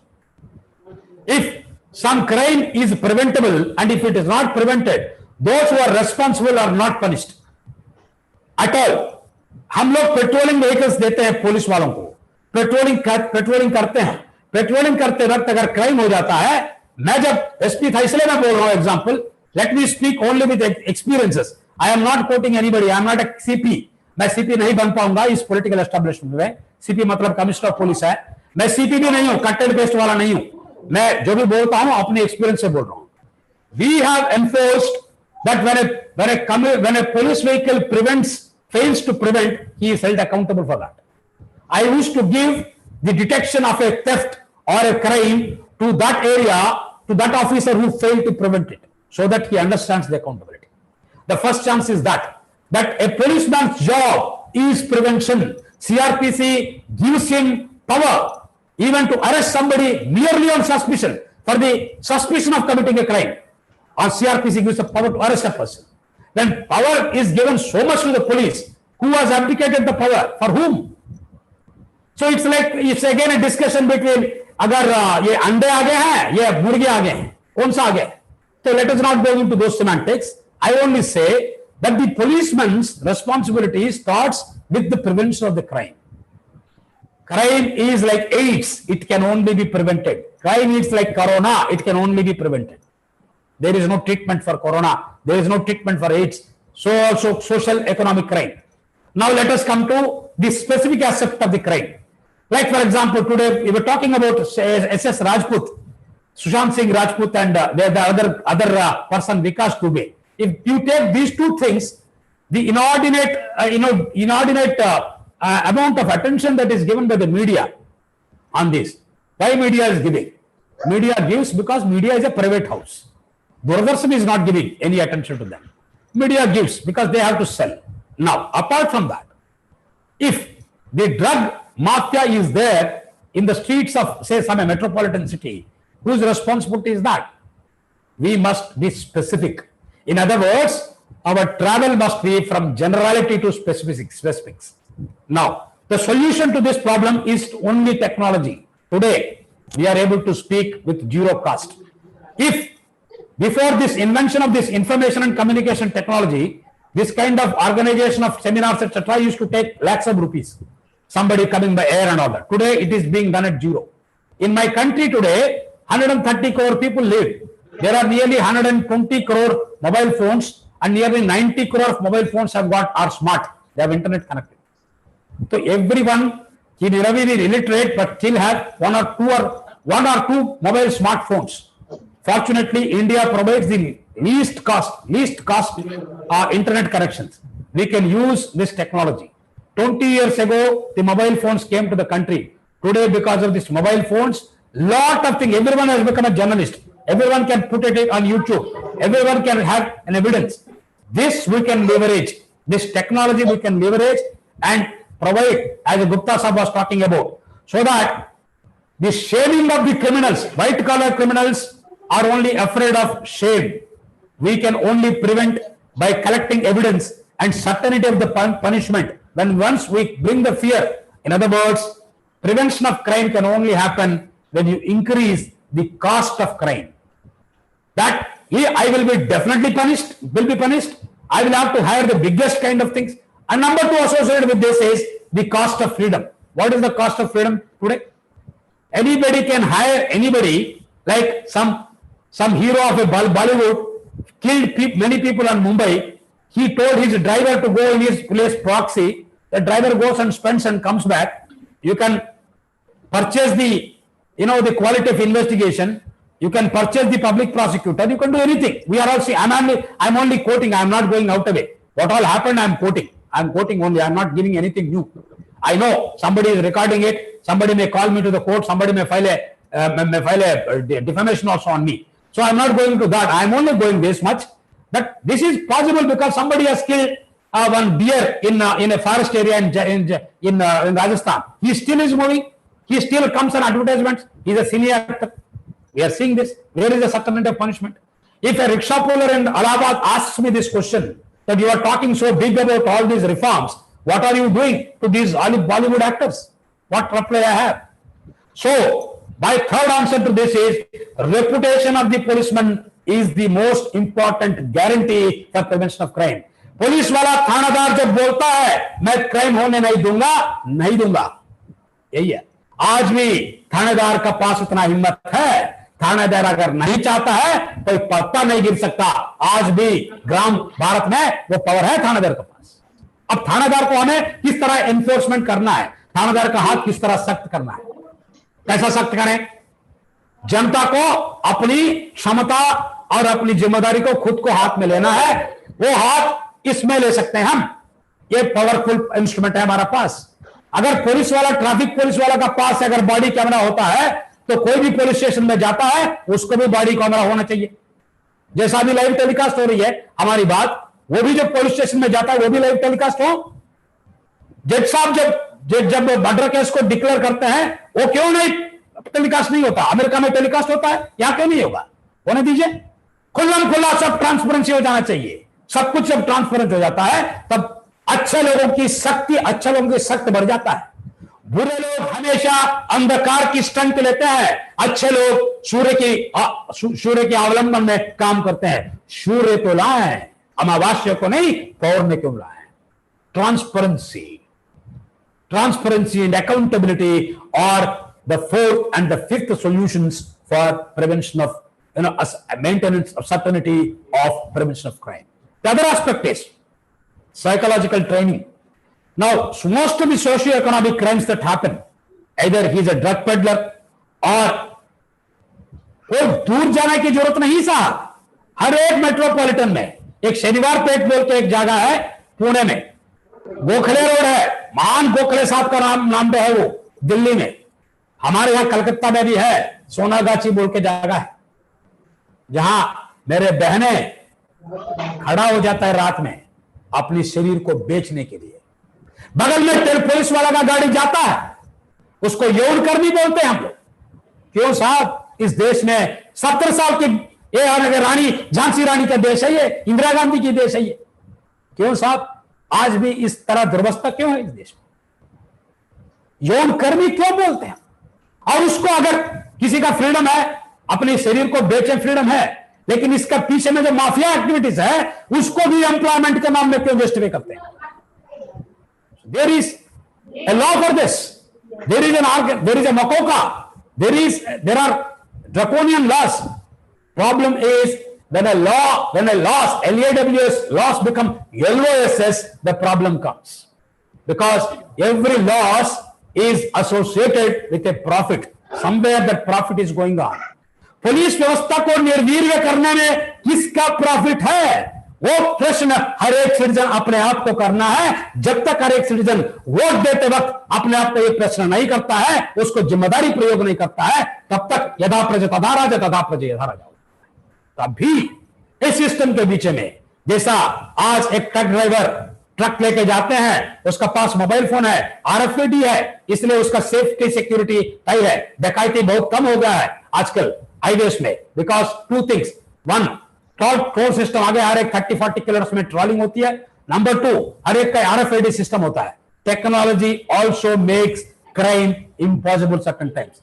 So ours is now 5G आ रही है, Google is headed by an Indian, Microsoft is headed by an Indian, best of the legal brains are there of Indian origin in USA. Kamala Harris, who is a vice president candidate in USA, is an Indian.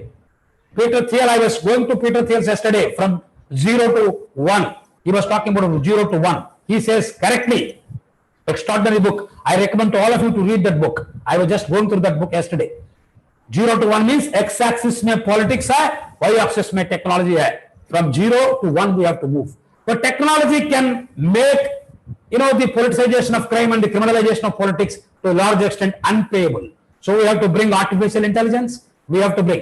अब गुप्ता साहब बोल रहे थे, जब आएगा दिल्ली से निकलेगा कुत्ता, उसके ऊपर हर एक कुत्ता का भी ह्यूमन राइट्स होता है। हर एक कुत्ता का भी ह्यूमन राइट्स होता है, और हमारे देश में एनिमल राइट्स वाले भी हैं, और एनिमल राइट्स वाले एक कैबिनेट मिनिस्टर भी है हमारे देश में। तो इसलिए हम उसका पर्सनल आधार कार्ड को, इस देश में आधार कार्ड को क्यों साफ सब बनाते हैं बोल के प्रश्न आया है, और हमारे फार्मर होम मिनिस्टर उसको ना होने दे, उसको सुप्रीम कोर्ट में खड़ा करके केस कर दिया। फार्मर होम मिनिस्टर, जानते हैं आप लोग, इसमें पॉलिटिक्स में नहीं जाता हूं मैं, अपना स्तर में लोग अपनी पदवी में जब रहते हैं एक तरह का टिप्पणी रखते हैं, पदवी में जाके दूसरा जगह में जाते हैं दूसरा तरह का टिप्पणी रखते हैं, उसको वो अपना रोल भूमिका का के पोषण करने के नाम पे वो जस्टिफाई कर लेते हैं, कर दे, लेकिन सत्य में वो जेते, वो सत्यम हमेशा सत्य होती है। इसलिए मैं बोलता हूं कि टेक्नोलॉजी को हम यूज करें, और एक वीडियो टेक्नोलॉजी, ऐसा वीडियो एनालिटिक्स बोल के एक सब्जेक्ट आई है दुनिया में, जहां पर मेरी चेहरे में 300 मसल्स है, वो मसल्स की रिएक्शन से मैं पता कर सकता हूं मेरा अंदर में दिल में क्या होने वाला है। मैं साहब आपको बता दूं, हर एक एक्सपीरियंस दौरोगा अपने आंख में एक बुल स्कैन होता है, वो एक स्कैनर मशीन होता है उसको, अब मेरा क्या आपका क्या सभी का भी पिछले 7 जन्म के जीवन कुंडली बना के देगा आपको, जैसा देवी शेट्टी साहब पकड़ के बोल सकता है कि कौन सा वॉल में आपका नाड़ी में प्रॉब्लम है, इस तरह हर एक एक्सपीरियंस से कला होती है। देश में टैलेंट की अभाव नहीं है, टेक्नोलॉजी की अभाव नहीं है। अगर देश में कोई अभाव है कि एनफोर्समेंट की इंटेंशन की अभाव है, नंबर 1। नंबर 2 चलने दो, जब तक फायदा उठा दे उठने दो। वो भी लुटा मैंने। There is a competition of bankruptcy, there is a competition of breaking of the law. उन लोगों ने वो कहना, उन्होंने 1 लाख करोड़ कमाया, मैं क्यों ना कमा रहा हूं। Article 14 is employed in corruption. वो लोगों ने इतना कमाया, मैं क्यों कमाऊं। Article of this has to be stopped. This can only be stopped only one answer, the liberty, the price of liberty is जागरूकता of the population. Alertness of the population is the price of liberty. This is what every great man told. Yad bhavam tad bhavati, yad bhaksham tad bhavati, yad karomi tad bhavati. So this is where what you feed to your people. Bhaksham matlab colony, not only food, what you feed. Your IR, your media, your all these things. Where are the icons today, sir? Chandrashekhar को भूल गए। चंद्रशेखर को एक ex chief minister कहती है terrorist है, चंद्रशेखर को भूल गए लोग। और चंद्रशेखर के जगह में फलाना खान, टिमका खान, ये हीरो हो गया। इसलिए देश को दोबारा उस महान चरित्र को वापस लाना है। छत्रपति को, महाराणा प्रताप को, चंद्रशेखर को, भगत सिंह को, अशोक खान, किन तमाम लोगों को आगे बढ़ा के यूथ को, ये 53 क्यों, all universities, so that youth will take the responsibility of the country. This is the 5th angle. The 6th, that is taking pride in our society. जिस देश को कल्चर नहीं है वो वल्चर हो जाती है साहब। कल्चर को जो भूल जाते हैं वल्चर हो जाती है। Ramesh ji, doctor Ramesh, you have spoken so nicely, और आपने बहुत ही विस्तार से और बहुत ही बृहद ढंग से बहुत सारी चीजें कवर की हैं। यदि उसकी लेंथ एंड विड्थ की बात करें तो आपने पुलिस की रिस्पॉन्सिबिलिटी की बात कही, आपने जनता की रिस्पॉन्सिबिलिटी की बात कही, आपने जनता की रिस्पॉन्सिबिलिटी को हम कैसे एक इंटीग्रेशन करें, टेक्नोलॉजी को कैसे यूज करें। फिर आपने जो है रेपुटेशन ऑफ पुलिसमैन के बारे में बात कही। फिर आपने बॉडी कैमराज को भी काफी आपने समेटा। तो और वो भी आपने बहुत बात कही कि केवल जो है ना पुलिस और क्रिमिनल्स और उसकी बात नहीं है, हमारी कोर्ट प्रोसेस को भी हमें ट्रांसपेरेंट बनाने की जरूरत है। Why there should not be live telecast. तो देन आपने जो है लॉ एंड लॉस को एक बहुत अच्छा एक इक्विलिब्रियम वाली बात कही कि लॉ यदि ठीक से नहीं होता है तो वो लॉस में कन्वर्ट हो जाता है। और फिर आपने वीडियो एनालिटिक्स और करप्शन की बात कही। मेरे ख्याल से आपकी राय से हर कोई इत्तेफाक रखेगा, क्योंकि जो बात आपने कही है वो जमीनी हकीकत है। और अब सवाल ये उठता है कि मुर्गी पहले आएगी या अंडा पहले आएगा, या हम मुर्गी अंडा के बहस में ही पड़े रहेंगे। तो मुझे लगता है कि ये दायित्व जो है वो निश्चित तौर पे जो है ना ऑर्गेनाइज्ड फोर्स का होगा। देखिए, कहीं ना कहीं मैं ये बात बहुत जोर से फील करता हूँ कि हमारी एक बड़ी फेल्योर है कानून में जनता को आपके साथ जोड़ने का इतना प्रभावी साधन आपको सेक्शन 39, सेक्शन 40 और सेक्शन 43 में दिया है। देखा जाए तो आज के दिन जो है, मैं क्वेश्चन हर किसी से पूछता हूं कि भारत में कितने पुलिसमैन हैं, और हमारा आज तक जवाब किसी ने सही नहीं दे पाया, क्योंकि ये बात कोई नहीं कहेगा कि पूरी आबादी ही पुलिसमैन है। तो बेसिकली जनता का हर आदमी जो है ना पुलिसमैन है। वो सिविल ड्रेस में पुलिसमैन है, उसे अपनी तनख्वाह नहीं मिल रही है, हम वर्दी पहने हुए हैं, हमें अपने काम की तनख्वाह मिल रही है, लेकिन वो भी पुलिस वाला है और हम भी पुलिस वाले हैं। सेक्शन 39। एक चीज मैं बताना चाहता हूं sir, before I conclude. 20 years ago, when I was heading one of the biggest districts here as SP of a district called Bardhaman, which I have the responsibility to share with you, we have exterminated the coal mafia there. I am speaking with credibility and experience. Otherwise, I would not have. I'm not a biographer. I would like to share my experiences. With that experience, with the credibility, I'm only speaking. With that, I'm telling you this: that Indian police service is basically Indian people service. Indian administrative service is basically Indian accountability service. और ये दोनों service, Sardar Patel साहब ने इन दोनों को all India services में इसलिए तमाया गया है कि ताकि आप जब सिलेक्शन होते हो, वहां पे आर्टिकल 311 की सिक्योरिटी है। हमें इंडियन पुलिस सर्विस और इंडियन एडमिनिस्ट्रेटिव सर्विस दोनों ऑफिसरों का साथ साथ अगर हमारी आशीर्वाद मिलते हैं हाईकोर्ट जस्टिस साहब को, सुप्रीम कोर्ट की जस्टिस साहब को, मैं चाहता हूं इस देश में एक देश एक कानून, एक संविधान एक विधान, एक सीआरपीसी, अगर CRPF can take care of the law and order force of the entire country during the elections, the same thing can happen otherwise also, because criminals don't recognize the state borders. So criminal crime enforcement also should not recognize. Number one is that. Number two, sir, is then why should there be a clash between CBI and the CID? Taxpayer is paying money, sir, to everyone. Why should any government oppose that मेरा CID इसको M कर CBI नहीं करेगी? आज मैं opposition में रहूंगा, मैं CBI को कर दूंगा. इसका वजह से आम जनता में सीबीआई की प्रेस्टीज भी नष्ट हो रही है, सीआईडी की प्रेस्टीज नष्ट हो रही है. खाकी होती है सर, और खाकी 99% खाकी जो यूनिफॉर्म पहनते हैं वो एक ही पहनते हैं. आईपीएस तो खाली इतना तक है, बाकी सब खाकी है. इसलिए जिम्मेदारी पुलिस कांस्टेबल से लेकर डीजीपी तक की एक ही है. हम जानते हैं, पुलिस वाले भी जानते हैं. मैं जो भी पुलिस ऑफिसर्स इसको सुन रहे हैं, मैं सबको हाथ जोड़ के प्रणाम करता हूं. भैया लोग, देश हमारी है, हमारी 2000 से ज्यादा सैनिक लोग, हमारी पुलिस वाले ने इस देश के लिए अपनी खून दे दिया, रक्त दे दिया. स्वतंत्र संग्रामियों से हम लोग कम नहीं है. हमारे जैसे आर्मी भाई लोग भी इस देश के लिए दिए हैं. आए हम सब इकट्ठा हो और हमारी अपने बीच में कोई लड़ाई ना हो. सीआईडी हो या सीबीआई हो, सीआरपीएफ हो या आरपीएफ हो, सीआरपीएफ हो या आम पुलिस हो, एक ही है हम लोग के बीच में कोई डिफरेंस नहीं होना चाहिए. अगर कोई डिफरेंस पैदा करने की कोशिश करता है, हम जाए न्यायपालिका में, न्यायपालिका से हम उनको जो डिफरेंस पैदा करने की कोशिश करते हैं उनको रोशनी देने के लिए न्यायपालिका को भी हम इस जिम्मेदारी सौंपे. Thank you. जय हिंद, वंदे मातरम, जय Chandrashekhar Azad. So thank you very much, Dr. Ramesh. We are highly obliged by your very well calibrated words, and yes, sir. And with the length and width of the coverage. So I would like to salute you for your length and width of coverage.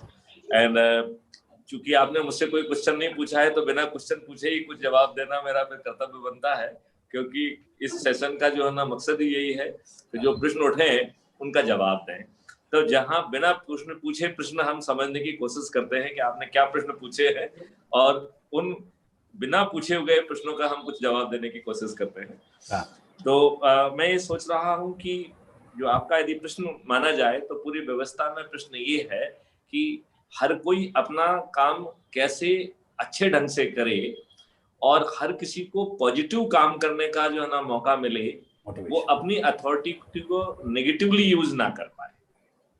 तो आपकी जो authority है that is for positive के लिए है, negative में आपकी क्षमता 0 होना चाहिए.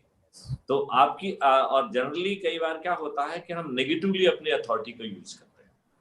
नंबर 1.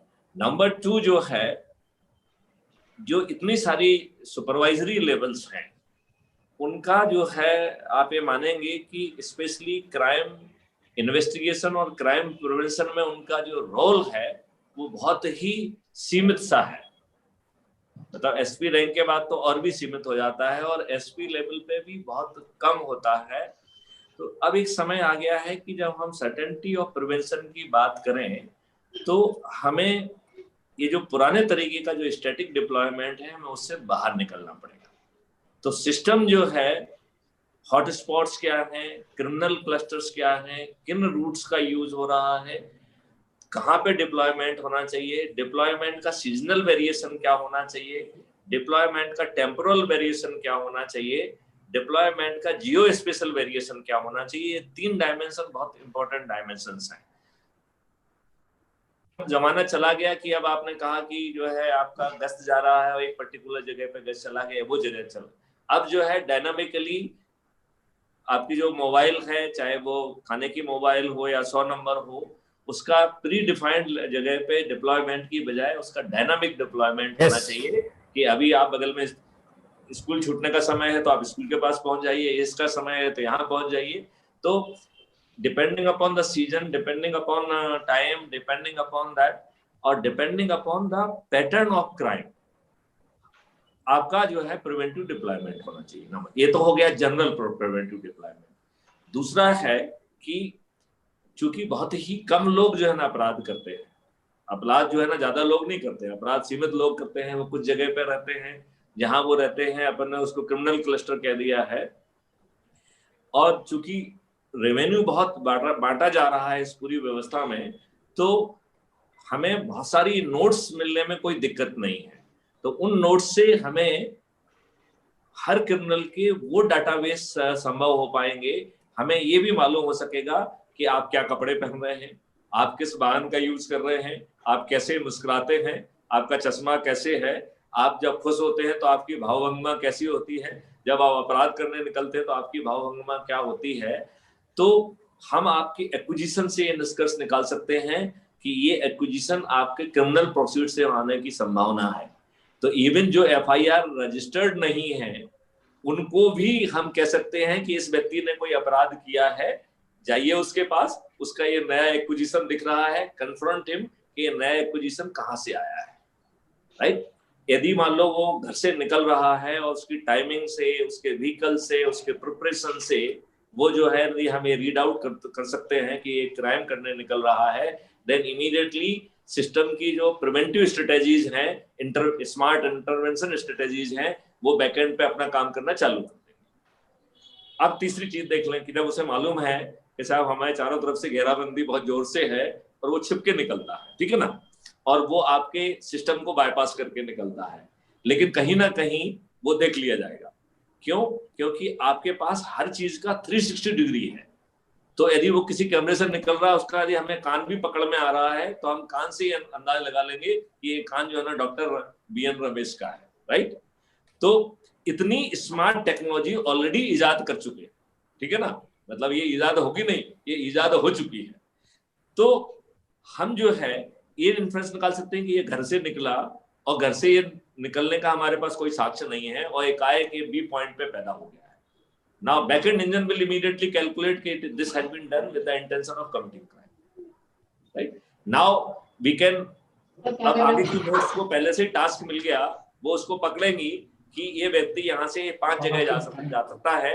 उन 5 नोट को पहले से कम्युनिकेट किया गया है कि यदि ये आपकी तरफ आएगा तो इतने समय से इतने समय के बीच में आपके पास आएगा, आपकी दूसरी नोट पे जाएगा तो इतना समय लगेगा, तीसरी नोट के सामने से निकलेगा तो इतना समय लगेगा। Now they are looking for you. जैसे ही वो व्यक्ति उसके सामने से निकलता है, नोट कंफर्म कर देगी, हाँ ये हमारे सामने से निकला। सो नाउ यू नो कि वो इस रास्ते पे चल रहा है। नाउ यू नो कि वो कैसे जो है किस क्राइम को जो है ना करने के लिए वो निकलने का वो है, किस हॉटस्पॉट पे वो जाने के उसमें है। और हम ये सुनिश्चित कर सकते हैं कि हमारा जो डिप्लॉयमेंट है उसको हम मैनिपुलेट करके, और यहाँ हम जब डिप्लॉयमेंट की बात कर रहे हैं तो हमारी डिपेंडेंसी पुलिस वाले के ऊपर अकेली नहीं है, क्योंकि कहीं कहीं बहुत कम बल है तो वो अपने समन्स वारंट तामील नहीं कर पा रहे हैं, अपने थाना नहीं रखा पा रहे हैं, वो जो है ना उनसे क्या अपेक्षापन कर पाएंगे, इतना बल ही नहीं है। तो 137 करोड़ लोग जो है वो पूरे पुलिस वाले हैं, उनको हम थोड़ा सा और ट्रेन करके हम उनको वॉलंटियर बना सकते हैं, ऑब्जर्वर बना सकते हैं, स्टेक होल्डर तो हैं ही हैं वो अपनी सुरक्षा में, और हम उनको डायनामिकली डिप्लॉय कर सकते हैं और वो बहुत खुशी डायनामिकली डिप्लॉय होंगे बिकॉज उनको रेवेन्यू स्ट्रीम भी मिल रही है। ऐसे ही इन्वेस्टिगेशन में भी बहुत सारी फीड जो है वो हमको बहुत आसानी से मिल सकती है। तो इस बात से आप सहमत हो रहे होंगे कि जो इंटरवेंशन स्ट्रेटेजीज हैं वो n number of intervention strategies हैं। नंबर 1 बीच की नोट ने पकड़ा, उससे related intervention strategy, criminal cluster से निकल रहा है वहां से इंटरवेंशन स्ट्रेटेजी, प्रिवेंटिव डिप्लॉयमेंट वहां से इंटरवेंशन स्ट्रेटेजी। तो हम जो है अपराध को होने के पहले रोकने की स्थिति में होंगे। अब अज्यूम करिए कि अभी अपन थोड़ी देर के लिए उस अपराध की बात करते हैं जहां पे कि बच्चियों की स्टॉकिंग की जा रही है, बच्चों का पीछा किया जा रहा है, बच्चों के साथ छेड़खानी की जा रही है, या कभी वो बीभत्स अपराध में कन्वर्ट हो जाता है जिसको अपन रेप कहते हैं। तो सिस्टम जो है ना would be in position to identify कि ऐसे कौन से लोग हैं जो इस तरीके की टेंडेंसी रखे हुए हैं। भाई आप जो है आपका कोई काम धाम नहीं है, स्कूल का बच्चों का जो स्कूल छूट रहा है आप वहां पे क्यों पहुंचते हैं? It will take 2 minute to decide कि कौन जो है ना स्कूल के बच्चों के सामने जो है ना इकट्ठा है, वो क्यों इकट्ठा है, उसका मूवमेंट कहाँ हो रहा है, उसको जो है यदि हम चाहें तो बिना उसको गिरफ्तार करे we can just give a message कि तुम्हारा ये जो है ना चार्ट है, तुम इतने बार इतने बजे से इतने बजे तक समय यहाँ रहे हो जहाँ पे तुम्हारा ये कंडक्ट रहा है। तो by just giving that kind of information directly to the person, who is having that criminal tendency, हम डायरेक्टली उसके बिहेवियर को इन्फ्लुएंस कर सकते हैं। सर, तो मैं आपका नॉलेज में एक ही पॉइंट आना चाहता हूं। I understand what you are trying, is absolutely right. Point is there is Vajra को वज्र से ही काटते हैं हम लोग। संस्कृत में एक कहावत है, उष्णम उष्णेन शीतलम, in the sense the contradicts of the Karl Marx also perhaps have said the synthesis, antithesis and like that, something like that. The point is, unless we are one step ahead of these gangs, we will not be, and we are one step ahead. For example, we have not allowed the Mumbai to be repeated in the country. We have not, even America have not allowed the 9/11 to be repeated. That's what I'm coming to the point, sir. This book I have with me, I'm just studying, I'm just writing a note on this, because 30% of the organized crime in this country is in these things. You are talking about the stalkers of the girls and the boys and the sellers of this. Who are these people? हमारे यहाँ पश्चिम बंगाल में उनका नाम है भकाटे. Like this, there are underemployed people who roam around. These people become assets. They become employable at periodical times. I will not mention what are those periodical times. Who know, you also know, I also know who are their employers. It is not that nobody is unemployed in this country. They have. It is not that they are not unknown to us. We know. The Thanadar knows. The point is the helplessness of the Thanadar, which he is cashing upon that helplessness. He is bargaining with that helplessness for his pocket, has to be made accountable, has to be exposed by technology itself. We have, you and I, there are three, and today I am filing my income tax returns. Just now I signed. Today is the last day of filing the income tax returns. I have to pay some 79,000 rupees extra as income tax. My money is there. My corporator here runs a 25 lakh vehicle. That accountability, I also would like to have the same kind of rules applied to me, to all public servants.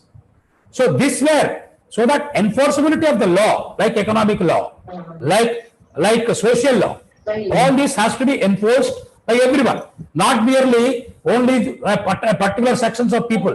If I were to file 3 times income, 3 times property returns, 3 times asset returns, so be it by every person. Then अंग्रेजी, हमारी बंगाल में एक और कहावत है,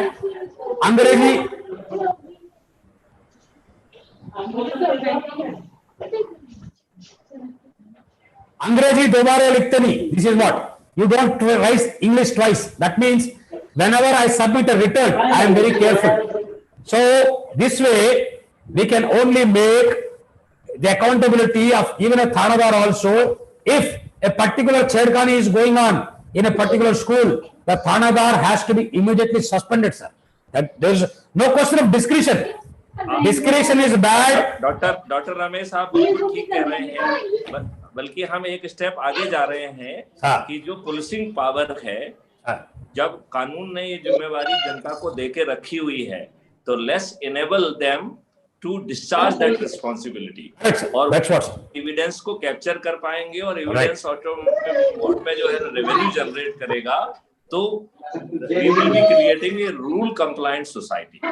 मेरे ख्याल से अभी अपन ने मिस्टर गौतम तालुकदार साहब को जो मौका नहीं दिया है, तो मैं गौतम जी से जो है ना रिक्वेस्ट करता हूँ. गौतम जी एनजीओ से जुड़े हुए हैं, उन्होंने बच्चों के लिए बहुत काम किया है. मैं चाहूंगा कि गौतम जी जो है 5 मिनट में अपनी बात कहें, क्योंकि हमें गोस्वामी जी को सुनना है, और गोस्वामी जी को तो कम से कम 10 मिनट का समय हमको देना ही चाहिए. तो हम गौतम जी से जो है रिक्वेस्ट करते हैं कि प्लीज जो है 5 मिनट में आप अपनी बात रखिए, और आपको कैसा लगता है कि प्रिवेंशन ऑफ सर्टेनिटी और क्राइम फ्री भारत, आपको ऐसी क्या चुनौतियां समझ में आती हैं जो आपको लगता है कि संभवतः क्राइम फ्री भारत उन चुनौतियों को ठीक ढंग से निर्वहन नहीं कर पाएगा, या ये चुनौतियों का हम कैसे निर्वहन करेंगे? यदि आप एक क्वेश्चन पूछेंगे तो हम आपको उसके क्वेश्चन का जवाब देंगे. Mister Gautam Talukdar. Good evening everybody. बहुत ही अच्छा लग रहा था ये जो आप लोग कह रहे थे. डॉक्टर रमेश जी जैसा कह रहे थे, गोस्वामी जी, ऑनरेबल मोदी जी जैसे कह रहे थे, और I must thank to Maithili Sharan Gupta जी, आप जो जैसे आप कर रहा है, ये जो इनिशिएटिव आप लिए है, मेरा ख्याल में ये जरूर सक्सेसफुल होगा एंड आवर कंट्री एकदम क्राइम फ्री भारत होगा, ये मेरा पूरा उम्मीद है। क्योंकि ये जो मैथमेटिक्स में हम लोग एक टेक्निक है जिसको हम कहते हैं एल्गोरिथम।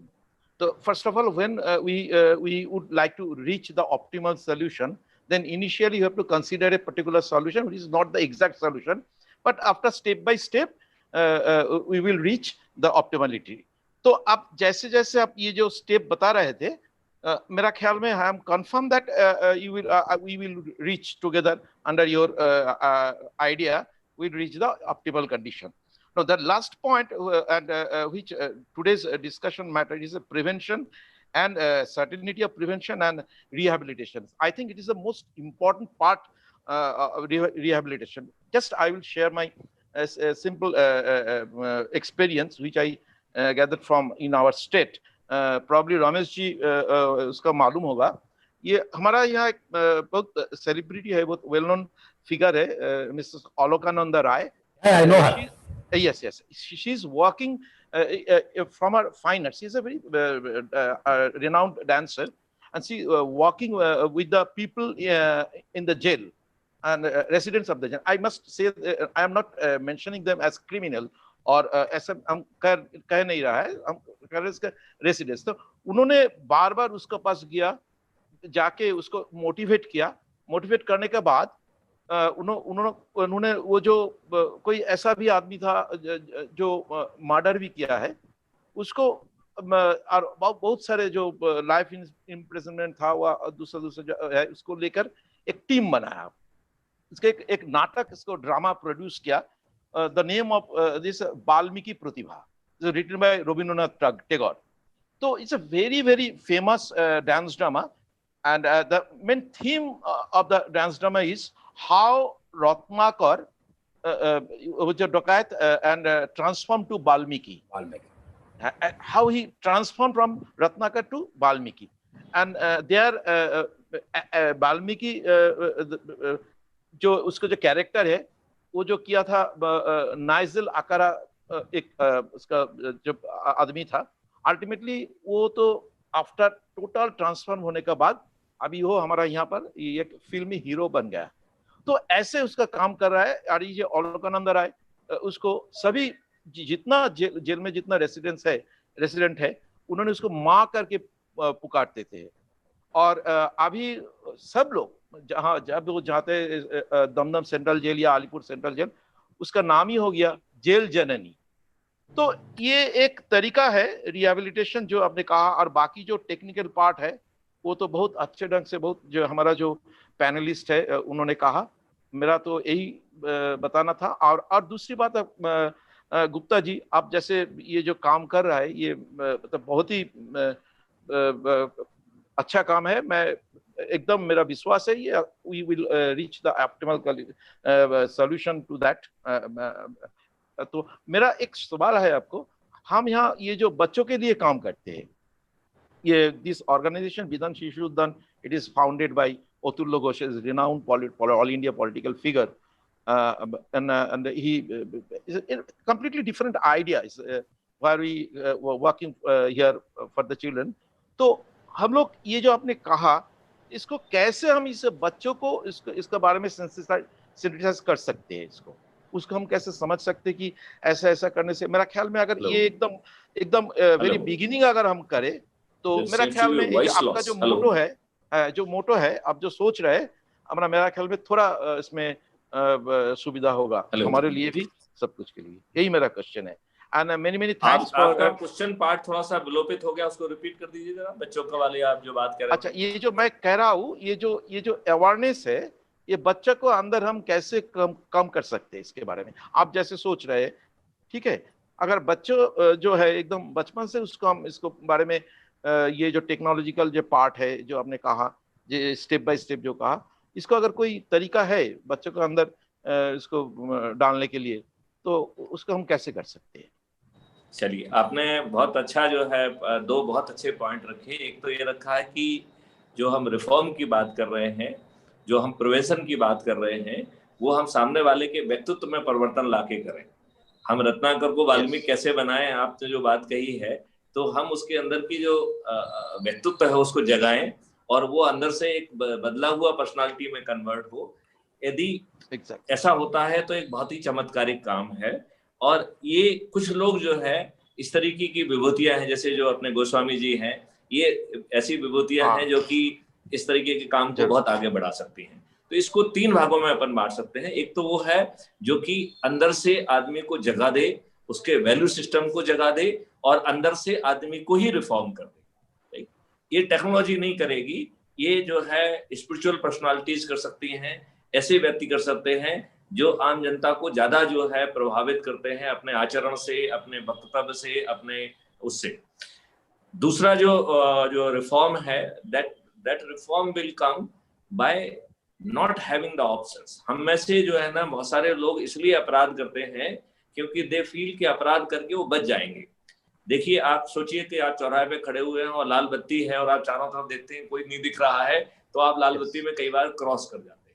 इसका मतलब है कि आपको ज्ञान की कमी नहीं है, आपको लगता है कि संभवतः अपॉर्चुनिटी है और इस अपराध को करने के बाद आप शायद नहीं पकड़े जाएंगे, तो अपराध करते हैं। जब चारों तरफ से ताना बाना जो है बुल लिया गया कि आप अपराध करके नहीं बच सकते हैं, और फिर हमने टेक्नोलॉजी को उस एंगल तक भी ले जाके उसको मैच्योर कर लिया कि हम ये इन्फ्लुएंस निकाल सकते हैं कि अब आप अपराध करने की नीयत से निकल रहे हैं और हम साक्ष्यों के साथ आपको इंटरवीन कर सकते हैं। तो ये आप जो है ना, आप जो बात कहना चाहते हैं, मेरा कहना है कि इस तरीके से वो by reducing or removing the option we can bring that reform. So we are not leaving that option open for committing crime. So what we are saying that doing a crime is no more will be option to you, right? And what we are saying to the police कि हम आपको facilitate कर रहे हैं, हम आपको de-burden कर रहे हैं, हम आपको de-stress कर रहे हैं, और हम आपको जो है इतने सारे पब्लिक के लोग जो है ना उसको कैप्चरिंग करेंगे और उनको उसके लिए रेवेन्यू स्ट्रीम भी मिलेगी।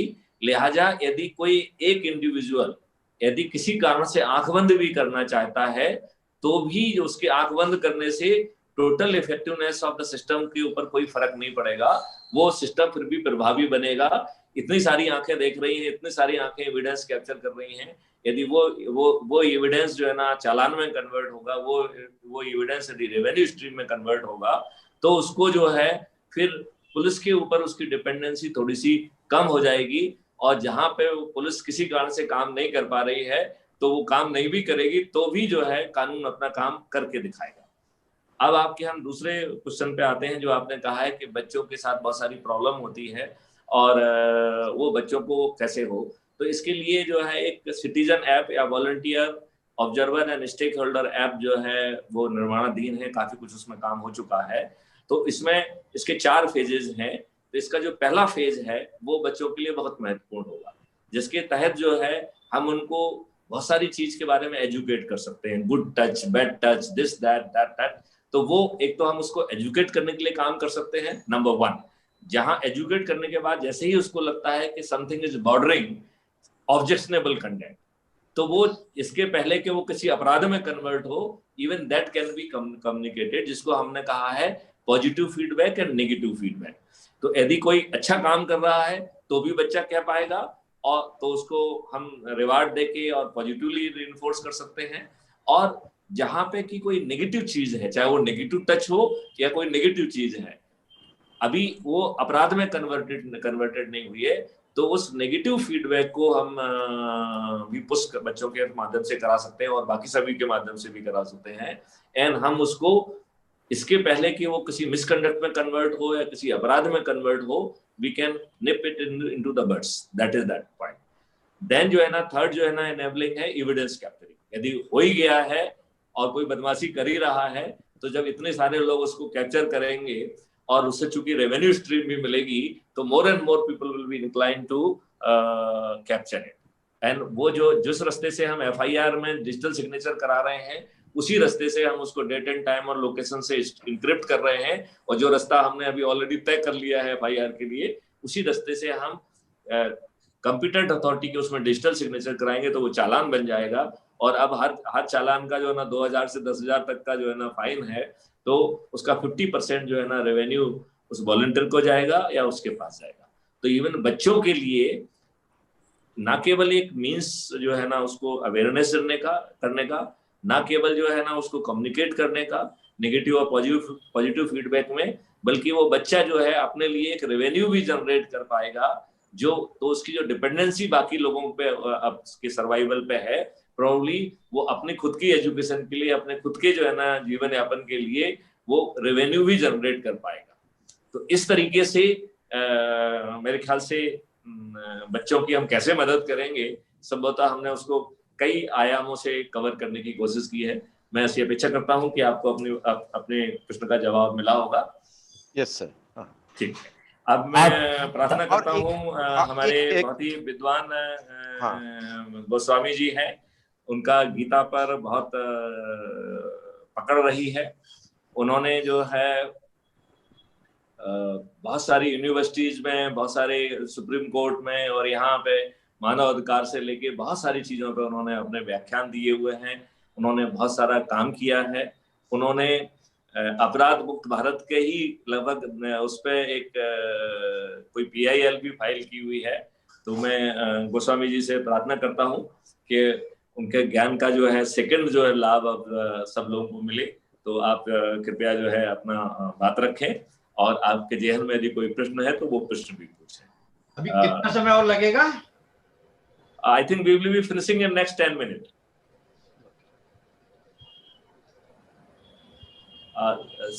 सर 10 मिनट, नेक्स्ट 10 मिनट में खत्म हो जाएगा। ठीक।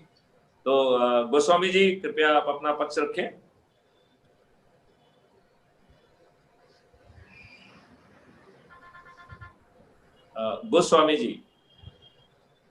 गोस्वामी जी नहीं है क्या? डाउन में नहीं है ना, 5 थोड़ी डाउन, 83 है ना, 83 में अपन। जी आवाज आ गई ना? हाँ आ रही है, प्लीज। मैं गुप्ता जी आपको बताऊं कि 1994 में केंद्रीय आंतरिक सुरक्षा सचिव डॉक्टर सत्यदेव त्रिवेदी IPS से हम लोगों की मुलाकात होती है 94 में। उन्होंने अपने घर पर बुलाया और अपराध मुक्त समाज निर्माण पे जब चर्चा हुई तो उन्होंने बोला कि गोस्वामी जी आप IIPA भारतीय लोक प्रशासन संस्थान के जो प्रोफेसर्स हैं, जो IAS IPS को ट्रेंड करते हैं, उनके बीच में ये चर्चा करो तो ज्यादा बेहतर होगा व्यवस्था के लिए। तो उस समय MC गुप्ता वहाँ डायरेक्टर IIPA दिल्ली थे, उनके पास उन्होंने भेजा और उस चर्चा में 95 में एक कार्यक्रम रखा गया, अपराध मुक्ति वैचारिक क्रांति अभियान और मानव अधिकार रक्षा। उसमें doctor ST Trivedi special home secretary of India भी मौजूद थे। और उस चर्चा में ये निकल के सामने आया कि जब तक युवाओं का, किशोरों का अपराध के दुष्परिणामों से एक सावधानी की पूर्ण एक डिस्कशन नहीं होगा, उनके टीचर्स के साथ में, पेरेंट्स के साथ में जब तक के चर्चा नहीं होगी, तब तक किशोर और युवा अपराधों को नहीं रोका जा सकता। तो इसमें फिर ये चर्चा हुई काफी लंबी कि इसके लिए आधार क्या बनाया जाए। तो कुछ IIPA के प्रोफेसर्स थे कि साहब वेद पुराण उपनिषद से कहानियां लो, कुछ के रामायण को साथ लो, कुछ के महाभारत की कुछ कहानियां हैं, लेकिन सबका लास्ट में निचोड़ निकला कि इन सबके आधार पर करेंगे तो वो एक बहुत बड़ा कंफ्यूजन पैदा होगा और इसको एक व्यवस्था में लाना है। तो भगवत गीता को सूत्र बनाए, उस पर लंबी चर्चा और स्कूलों में भगवत गीता के कार्यक्रम चालू कराए जाएं, ऐसा 95 में IIPA में एक निर्णय हुआ। उसके बाद हम लोगों ने दिल्ली के करीब 20 स्कूलों में इसकी चर्चा की, लेकिन वहाँ जो प्रिंसिपल्स थे या जो स्कूल के प्राइवेट स्कूल के मालिक थे वो मानने सुनने को तैयार नहीं, क्योंकि सबका एजेंडा अपना फिक्स था। तो बड़ी मुश्किल आती थी, एक मतलब प्रिंसिपल से कई दिन मुलाकात के बाद परमिशन मिलती थी। वो कहते थे बड़े बड़े विद्वान गीता को नहीं समझ पाए, बच्चे क्या समझ पाएंगे। लेकिन छोटे बच्चों में हमने प्राइमरी से चालू किया, फिर मिडिल से, फिर इस प्रकार के प्रयोग स्कूलों में किए।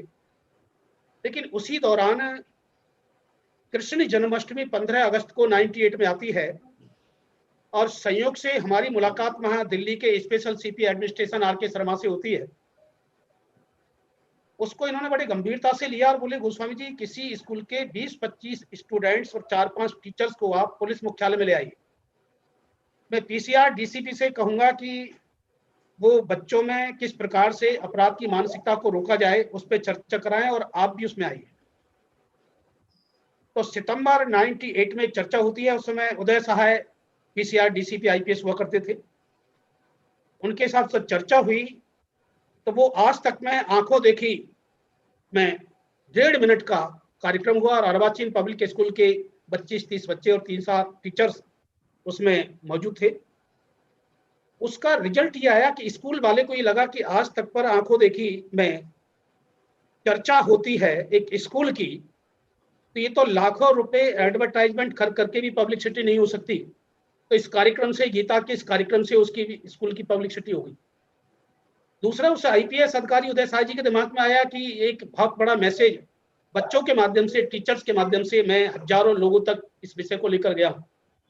और उन्होंने यहाँ तक बोला कि आपसे कोई भी थानेदार या वो पैसे मांगता है या अपराध रोकने में कोई किसी प्रकार से करता है, कोई एक्सीडेंट हो जाता है, तो आप बिल्कुल 100 नंबर पर सूचित कीजिए। और उन्होंने पूरा सिस्टम 100 नंबर का पुलिस हेडक्वार्टर में दिखाया कि किस प्रकार से मतलब वो इंफॉर्मेशन आती है और पुलिस एक्टिव होती है।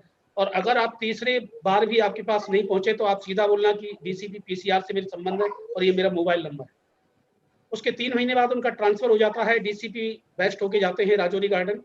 वहां उन्होंने इस को लेकर 3 थानों के अंदर कार्यक्रम कराए। वो एसएचओ को बोलते और वो किसी स्कूल प्रिंसिपल को बोलते और कार्यक्रम होता।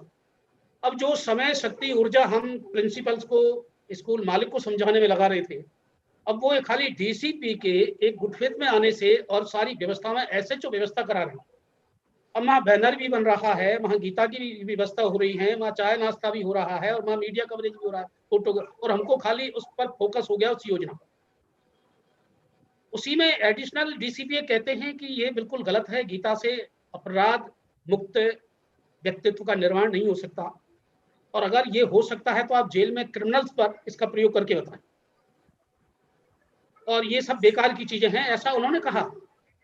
तो एक इसको चुनौती के रूप में हम लोगों ने लिया और उस समय दिल्ली में हम लोगों ने पता किया कि वहाँ जेल में कैसे जा सकते हैं। तो अजय अग्रवाल डीजीपी वहाँ जेल के थे, उनसे हमने संपर्क किया, उनसे चर्चा हुई। उन्होंने 3 दिन तक वहाँ हेडक्वार्टर जेल के अधिकारियों के साथ में चर्चा हुई और 3 दिन की चर्चा में ये निकल के सामने आया निश्चित रूप से कि बड़े से बड़े अपराधी को अपराध की मानसिकता से मुक्त किया जा सकता है और वो एक विधि है और वो एक विज्ञान है।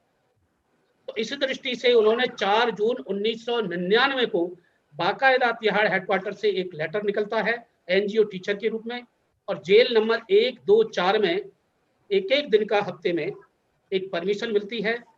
और 3 महीने में जो उसका रिजल्ट आता है, उस रिजल्ट्स को ही सीवीसी आपके एन विट्ठल 2001 में गीता जयंती पर वहां देखते हैं, जस्टिस रंगनाथ मिश्र देखते हैं।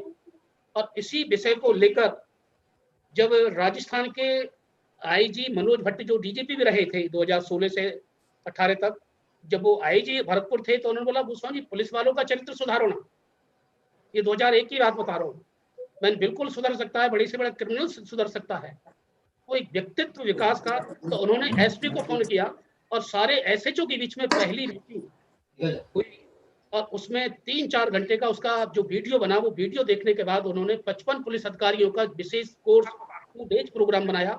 और उसके बाद फिर हम लोगों ने पुलिस, जेल और यूनिवर्सिटी को टारगेट बनाया और आज ये बहुत बड़ा मूवमेंट आया। और उसके बाद राष्ट्रीय मानवाधिकार आयोग को भी हमने लिखा और सुप्रीम कोर्ट में भी हमने इशारा लिखा कि बढ़ता जो अपराध है इसकी रोकथाम के बिना ना तो लॉ एंड ऑर्डर हो सकता है, न राष्ट्र सुरक्षित हो सकता है और न मानव अधिकारों की रक्षा हो सकती है। और ये एक मनोविकृति है, एक मनोरोग है। और जैसा कि अभी बताया गुप्ता जी ने, और जैसा कि आप सुन रहे थे बीएन रमेश जी को, कि पुलिस की फोर्स एक बहुत बड़ी ताकत है, शासन की प्रत्यक्ष शक्ति का प्रदर्शन अगर कहीं है तो वो पुलिस फोर्स है। तो उस पुलिस फोर्स के माध्यम से हम 2-3 यूनिवर्सिटीज को बेस बनाकर, कुछ जजेज को इसमें जोड़कर और एक बहुत बड़ा एक मूवमेंट बना सकते हैं। वो टाइम और एक ओकेजन हमको फिक्स करना पड़ेगा। पहले भी मैंने जैसे बताया था कि अंतरराष्ट्रीय अहिंसा दिवस 2 अक्टूबर से बेहतर कोई दूसरा दिन नहीं हो सकता। कोई भी अधिकारी, शासन या प्रशासन का इसको अस्वीकार नहीं कर सकता। और हम यूएन के उस प्रोपोजल को उठा लें जो 2007 में उन्होंने रखा था, तो हम एक बहुत बड़ा संदेश यहाँ से दे सकते हैं और एक बहुत बड़ा आगाज जो विश्व में बढ़ते अपराधों से जो मानव को और विश्व को खतरा बढ़ रहा है, उसके लिए एक बहुत बड़ा संदेश दिया जा सकता है। और खाली भाषण से काम नहीं चलेगा, खाली सिद्धांतों से, नियमों से काम नहीं चलेगा। इसका उत्तर भी भगवत गीता ने दिया है। 3 अध्याय के 21वें श्लोक में भगवान श्री कृष्ण कहते हैं, श्रेष्ठ व्यक्ति का जो आचरण है वो मोटिवेट, एजुकेट करता है व्यक्ति। इसी प्रकार से एक अगर डीजीपी का जो चरित्र है, जो आचरण है, जो व्यवस्था है, अनुशासन है, अगर वो सही है तो 70% पुलिस अधिकारियों को और क्राइम को रोका जा सकता है। ऐसा हम लोगों का रिसर्च एंड डेवलपमेंट है। वही स्थिति यूनिवर्सिटी के है। आज एजुकेशनिस्टों का एक मेव लक्ष्य अगर देखा जाए, शिक्षाविदों का, प्रोफेसर का, खाली वीसी बनना है, उसके बाद उनका कोई टारगेट। क्योंकि बंगाल से 33 साल की उम्र में श्यामा प्रसाद मुखर्जी कलकत्ता यूनिवर्सिटी के वीसी बनते हैं, लेकिन समाज और प्रदेश की और देश की इस परिस्थिति को देखने के बाद वो 3 साल 4 साल बाद वो वीसी से रिजाइन कर जाते हैं। और उसके बाद वो समाज को जागृत करने के लिए, जैसे रमेश जी बार बार कह रहे थे कि सबसे बड़ी जो आधारशिला है क्राइम प्रिवेंशन की या नेशनल सिक्योरिटी की या वर्ल्ड पीस की या ह्यूमन राइट प्रोटेक्शन की, वो लोक चेतना विकास है। लोकतंत्र के लोक चेतना विकास का मतलब है हर व्यक्ति पावरफुल है वोट देकर शासन बनाने के लिए। हाँ, उनको टाइम भी था, वो कह रहे हैं मैं 1 दिन में बात करता हूँ आपसे। उस आधार को जब तक हम लोग, और गीता से बढ़कर कोई दूसरा वर्ल्ड मैनिफेस्टो साइंस इस आधार पर नहीं मिल सकती। और एक बेहतर लीडरशिप का लेबोरेटरी के रूप में अब इसको प्रयोग कर सकते हैं। तो आज जो लोग मौजूद हैं वही कम से कम आज एक संकल्पित होकर गांधी जयंती को एक अपराध मुक्त विश्व निर्माण के संकल्प के साथ में आगे बढ़ाएं। और ज्यादा नहीं तो कुछ यूनिवर्सिटियों को हम चिन्हित कर सकते हैं, कुछ जिलों को चिन्हित कर सकते हैं। वो कार्यक्रम हम लोगों ने राजस्थान में मनोज भट्टी जी डीजीपी साहब के ऑर्डर के साथ किया है। और 2016, 17, 18 में बाकायदा डीजीपी का ऑर्डर्स निकलता था और उसके बाद सारी व्यवस्थाएं होती थी जो आईजी और एसपी वगैरह होते थे। और एक जगह तो ऐसा हुआ कि आईजी साहब ने बोला कि हमारे पास फुर्सत ही नहीं है, हम ये कराएं कि वो कराएं।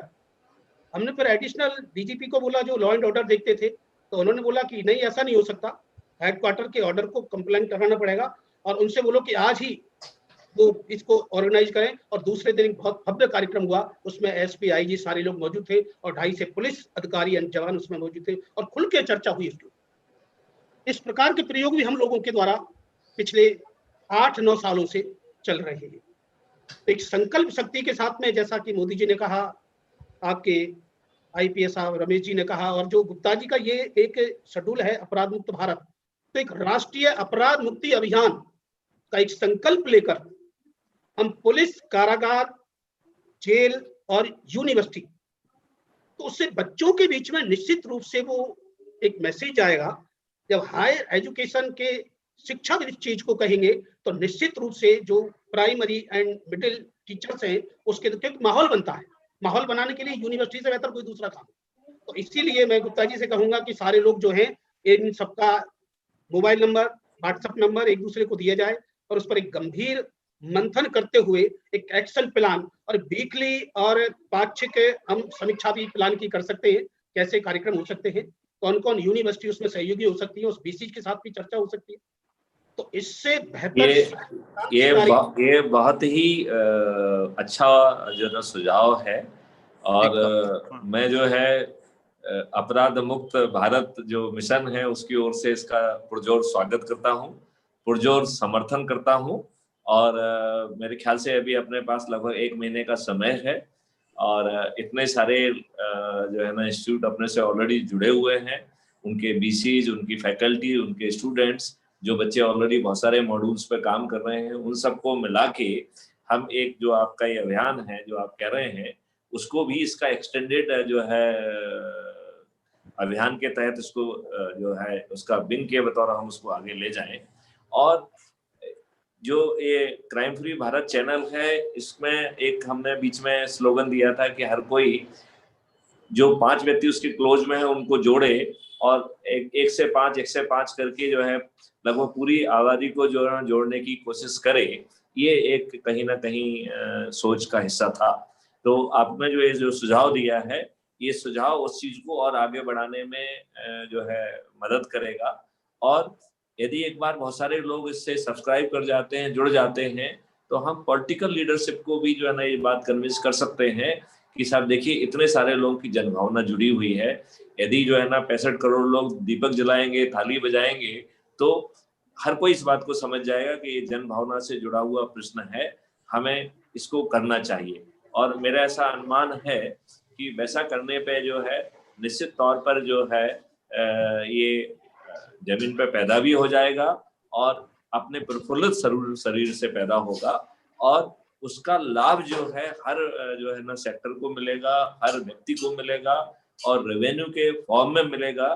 तो न केवल जो है वो अपराध मुक्त वातावरण में सांस ले पाएगा, बल्कि वो जो है ना एक वैभवशाली और एक समृद्ध व्यक्ति के रूप में, जिसे अपनी बेसिक और फिजिकल नीड के लिए ना भटकना पड़े, ऐसा जीवन भी वो जी पाएगा। प्रॉब्ली हर किसी का जीवन, चाहे वो लेबर हो, चाहे वो जो है ना हाथ ठेले वाला हो, चाहे सीनियर सिटीजन हो, चाहे लड़की हो, चाहे महिलाएं हो, चाहे ट्राइबल्स हो, हर कोई इंक्लूडिंग इंडस्ट्रियलिस्ट, हर किसी को लिए कुछ ना कुछ जो है ना ये सिस्टम जो है ना एक अच्छी चीज परोसेगा। और उस परोसने को आपका जो ये अभियान बता रहे हैं, इस अभियान को निश्चित रूप से आज का एक निर्णय ही ले लें अपन कि इस निर्णय के माध्यम से अपन जो है ना उसको जोड़ के उस स्वरूप में अपन करने की कोशिश करें। मैं गोस्वामी जी से प्रार्थना करता हूं कि वो इसके एक अच्छी रूपरेखा बना लें, एक टाइम शेड्यूल में डालें, जिससे कि अपन अगली जो है ना जो वीडियोस कुछ इससे जो ये क्राइम फ्री भारत का इसका चलने देंगे, एक ऐसा ही एक वीक में एक जो इस अभियान को लेकर भी हम एक आयोजन करना चालू कर देते हैं, जिससे कि 2 अक्टूबर तक पहुंचते पहुंचते हम उसमें वो जान पैदा कर पाए, जिससे कि जो लक्ष्य है वो लक्ष्य हासिल हो सके। मैं अब एडमिन टीम से रिक्वेस्ट करता हूं कि कुछ क्वेश्चंस जो है वो जरूर उसमें आए होंगे कमेंट बॉक्स में, कुछ 2-3 इम्पोर्टेंट क्वेश्चन ले लिए जाएं, क्योंकि अब काफी समय हो गया है। तो 1-2 मिनट में हमारे जो लोग लाइव जो है ना इसको देख रहे हैं यूट्यूब पे, उनको उनकी बात को कोई यदि नहीं सुना जाएगा, उनके प्रश्नों का जवाब नहीं मिलेगा, तो एक सही संदेश नहीं जाएगा। तो एडमिन मैं आपसे रिक्वेस्ट करता हूं कि जो कमेंट बॉक्स में कोई क्वेश्चंस आए हैं उनको हरिडली आप जरा डिस्प्ले करिए, जिससे कि 1-8 मिनट में ही अपन उसका जवाब देके इस प्रोग्राम को जो है एक समाप्ति की ओर ले जाएं। और आज बहुत अच्छी चर्चा हुई है, बहुत अच्छी वो हुई है, इसके लिए मैं सभी को जो है ना साधुवाद देता हूँ, सभी को धन्यवाद देता हूँ। विशेष तौर पर जो है मैं हृदय से justice honourable NK. Modi sir का बहुत आभारी हूँ। हमारे साथी जो कलीग हैं डॉक्टर रमेश, उनका भी बहुत जोर से आभारी हूँ, और गोस्वामी जी का भी आभारी हूँ, और हमारे गौतम जो हैं जिन्होंने, उनका भी बहुत आभारी हूँ। और मैं देख रहा हूँ कि चर्चा बहुत अच्छी रही। एक बार फिर से जरा एडमिन टीम डिस्प्ले करें mobile application, what it is saying. Question को एक बार फिर से डिस्प्ले करें जरा। It says how to identify product not made of what? तो इसमें बहुत सारी टेक्नोलॉजी ऑलरेडी बन चुकी है, हम बहुत सारी चीजों को आइडेंटिफाई करने की स्थिति में है। एक नटसेल में हम ये कहना चाहते हैं कि अभी समय के अभाव में हम उसको नहीं बता रहे हैं, लेकिन ये मॉड्यूल बन चुके हैं जिसमें हम बहुत सारी ऐसी चीजों को आइडेंटिफाई कर पाएंगे जिस जो कि अभी तक डुएबल नहीं था। और ये सब चीजें जो है आम जनता को उनकी मोबाइल ऐप पे अवेलेबल होंगी, जिसमें कि वो एक जो सेक्शन 3940 की जो भूमिका है, चाहे वो FIR की रिपोर्टिंग की हो, या फीडबैक की कैप्चरिंग की हो, या क्रिमिनल रिलेटेड टास्क की हो, या एविडेंस कैप्चरिंग की हो, वो ये सब काम कर पाएंगे। और हर किसी को 5 रेवेन्यू स्ट्रीम भी मिलेंगी। Students also want to be part of small. ये पूरा क्वेश्चन नहीं आ रहा है, you please send full question को। आप छोटा सा क्वेश्चन दे रहे हैं जिसको पूरा फुल रीडेबल क्वेश्चन दीजिए, जिससे कि उसको पढ़ा जा सके। Student want to be part of what? आपका पूरा क्वेश्चन का डिस्प्ले करिए please.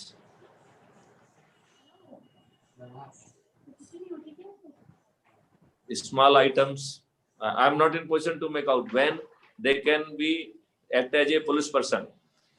All the time everyone can act as a police officer, और केवल पुलिस ऑफिसर के बतौर वो काम नहीं करता है, कानूनी जिम्मेवारी है उसकी। यदि उसको किसी अपराध के बारे में मालूम पड़े तो उसे बताना जिम्मेवारी है। यदि कोई अपराध की तैयारी कर रहा है तो उसे बताना जिम्मेवारी है। यदि उसकी आंखों के सामने अपराध घटित हो रहा है तो अपराधी को गिरफ्तार करना उसकी जिम्मेवारी है। पुलिस यदि कहती है कि आप मेरी मदद करिए तो मदद करना उसकी जिम्मेवारी है। और यदि जो है पुलिस का रिप्रेजेंटेटिव भी मदद मांगता है तो वो भी जो है ना उसकी जिम्मेवारी है।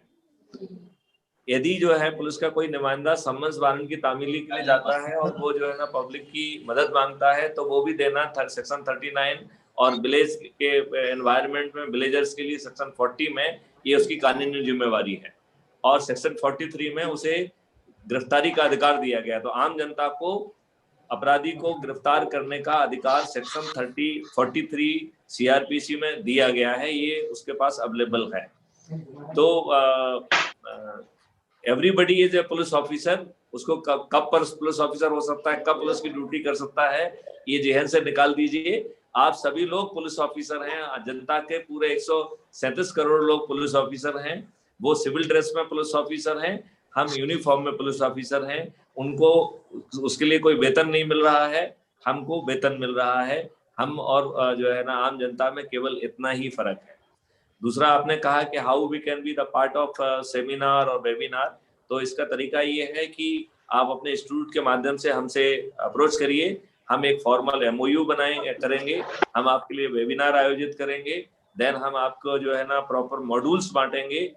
और ये हर तरीके के बच्चों के लिए है, केवल ये इंजीनियरिंग के और IT के बच्चों के लिए नहीं है, ये मैनेजमेंट के बच्चों के लिए है, एग्रीकल्चर, एनिमल हस्बेंड्री, सभी तरीकों के बच्चों के लिए जो है ना मॉड्यूल्स जो है वो डेवलप हमको करना है।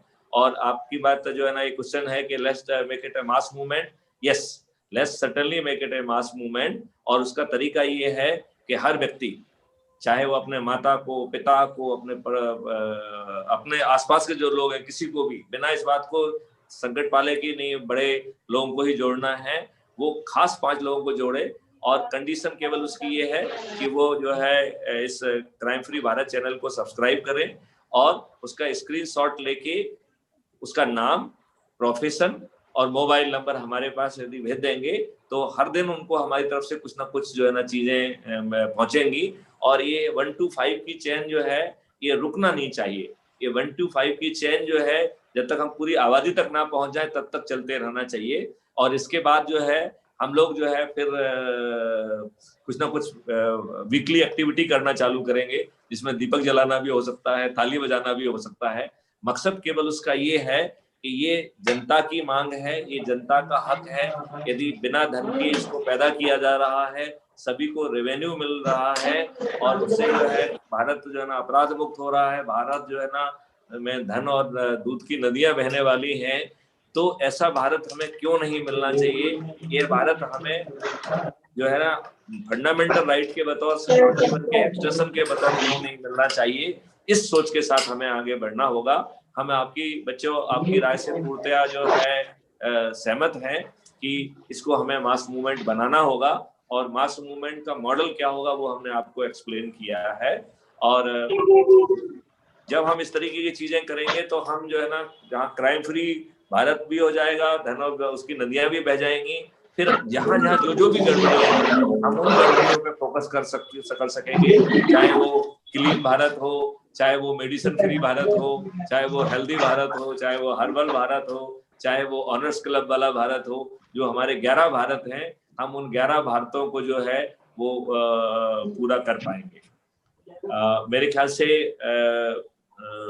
समय काफी हो गया है, तो एक बार चूंकि मॉडरेटर नहीं है तो मैं उनकी जिम्मेवारी का निर्वहन करते हुए अपने सभी अतिथियों का, अपने सभी गेस्ट ऑफ ऑनर का मैं हृदय से आभार व्यक्त करता हूँ भारत मिशन की ओर से। और मैं उनसे प्रार्थना करता हूँ कि वो जो है उनका आप सभी का हम लोग को जो है सहयोग मिले, मार्गदर्शन मिले और आप एक एक्टिव सदस्य के बतौर जो है ना इस मिशन को आगे बढ़ाने में मदद करें। और इस बात को हम कैसे जो है होम मिनिस्टर, माननीय होम मिनिस्टर और माननीय प्राइम मिनिस्टर तक पहुंचाएं और उनकी ब्लेसिंग मिले, ये बहुत जरूरी है। जो बात अभी कही जा रही है कि कैसे इम्प्रूव इमेज की पुलिस की इम्प्रूव करें, मेरे ख्याल से हमें इमेज की चिंता नहीं पालना है, हमें काम की चिंता पालना है। जब हम काम अच्छा करेंगे तो हमारी इमेज अपने आप बदल जाएगी। शुरू में आपको ये जरूर लग सकता है कि साहब जो है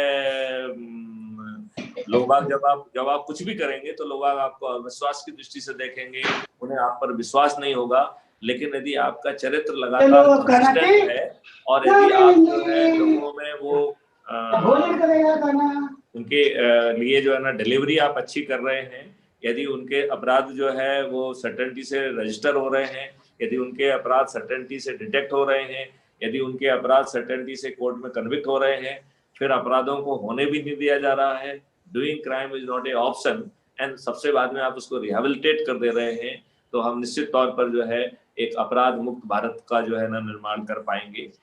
शुरू में रिएक्शनरी क्राइम इससे कंट्रोल नहीं होंगे, लेकिन जैसे हम प्रोसीड करेंगे तो हमारे अंदर जो अभी स्ट्रेस और स्ट्रेन का वोल्केनो बन गया है, जिसके कारण हम कई बार बड़े वेहेमेंटली और बड़े रूड वे में रिएक्ट करते हैं, संभवतः हम उस रिएक्शन से भी ऊपर निकल पाएंगे और हम जो है एक जो रिएक्शनरी क्राइम है हम उसको भी धीरे धीरे सनई खत्म कर पाएंगे। जब हम अपराध मुक्त भारत की बात करते हैं तो ये हमें ध्यान जरूर देना है कि अपराध मुक्त भारत का ये कदापि मतलब नहीं है कि जीरो क्राइम। अपराध मुक्त भारत का मतलब है कि वेरी लेस प्रोवेलेंस ऑफ क्राइम। कहीं रिएक्शन में कोई क्राइम हो जाता है तो उसका संज्ञान होके, उसका डिटेक्शन होके, उसका कन्विक्शन होके वो जो है अपने लॉजिकल एंड पे ले जाया जाएगा, but you will have a sense of security, you will have a sense of safety and the prevalence of the crime will not be fair। ऐसा जो है ना हमारा अपराध मुक्त भारत होगा।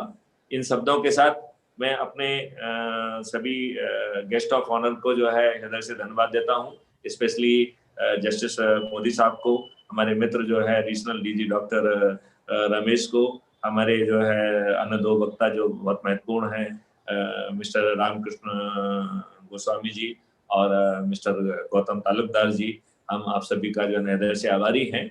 और जो एक मुहिम जो है और जो अभियान चलाने के लिए मिस्टर गोस्वामी ने कहा है, लेट्स अडॉप्ट दैट, एंड एक औपचारिक तौर पे जो है ना मैं घोषणा करता हूं कि इस अभियान को हम अडॉप्ट करते हैं और इसमें जो है इसकी कमान जो है हम मिस्टर गोस्वामी को ही सौंपना चाहते हैं और इस पर्टिकुलर अभियान को वो आगे बढ़ाएं, ऐसी हम उनसे प्रार्थना करते हैं। With this I would like to conclude this session. जय हिंद, जय भारत। Thank you. नमस्कार।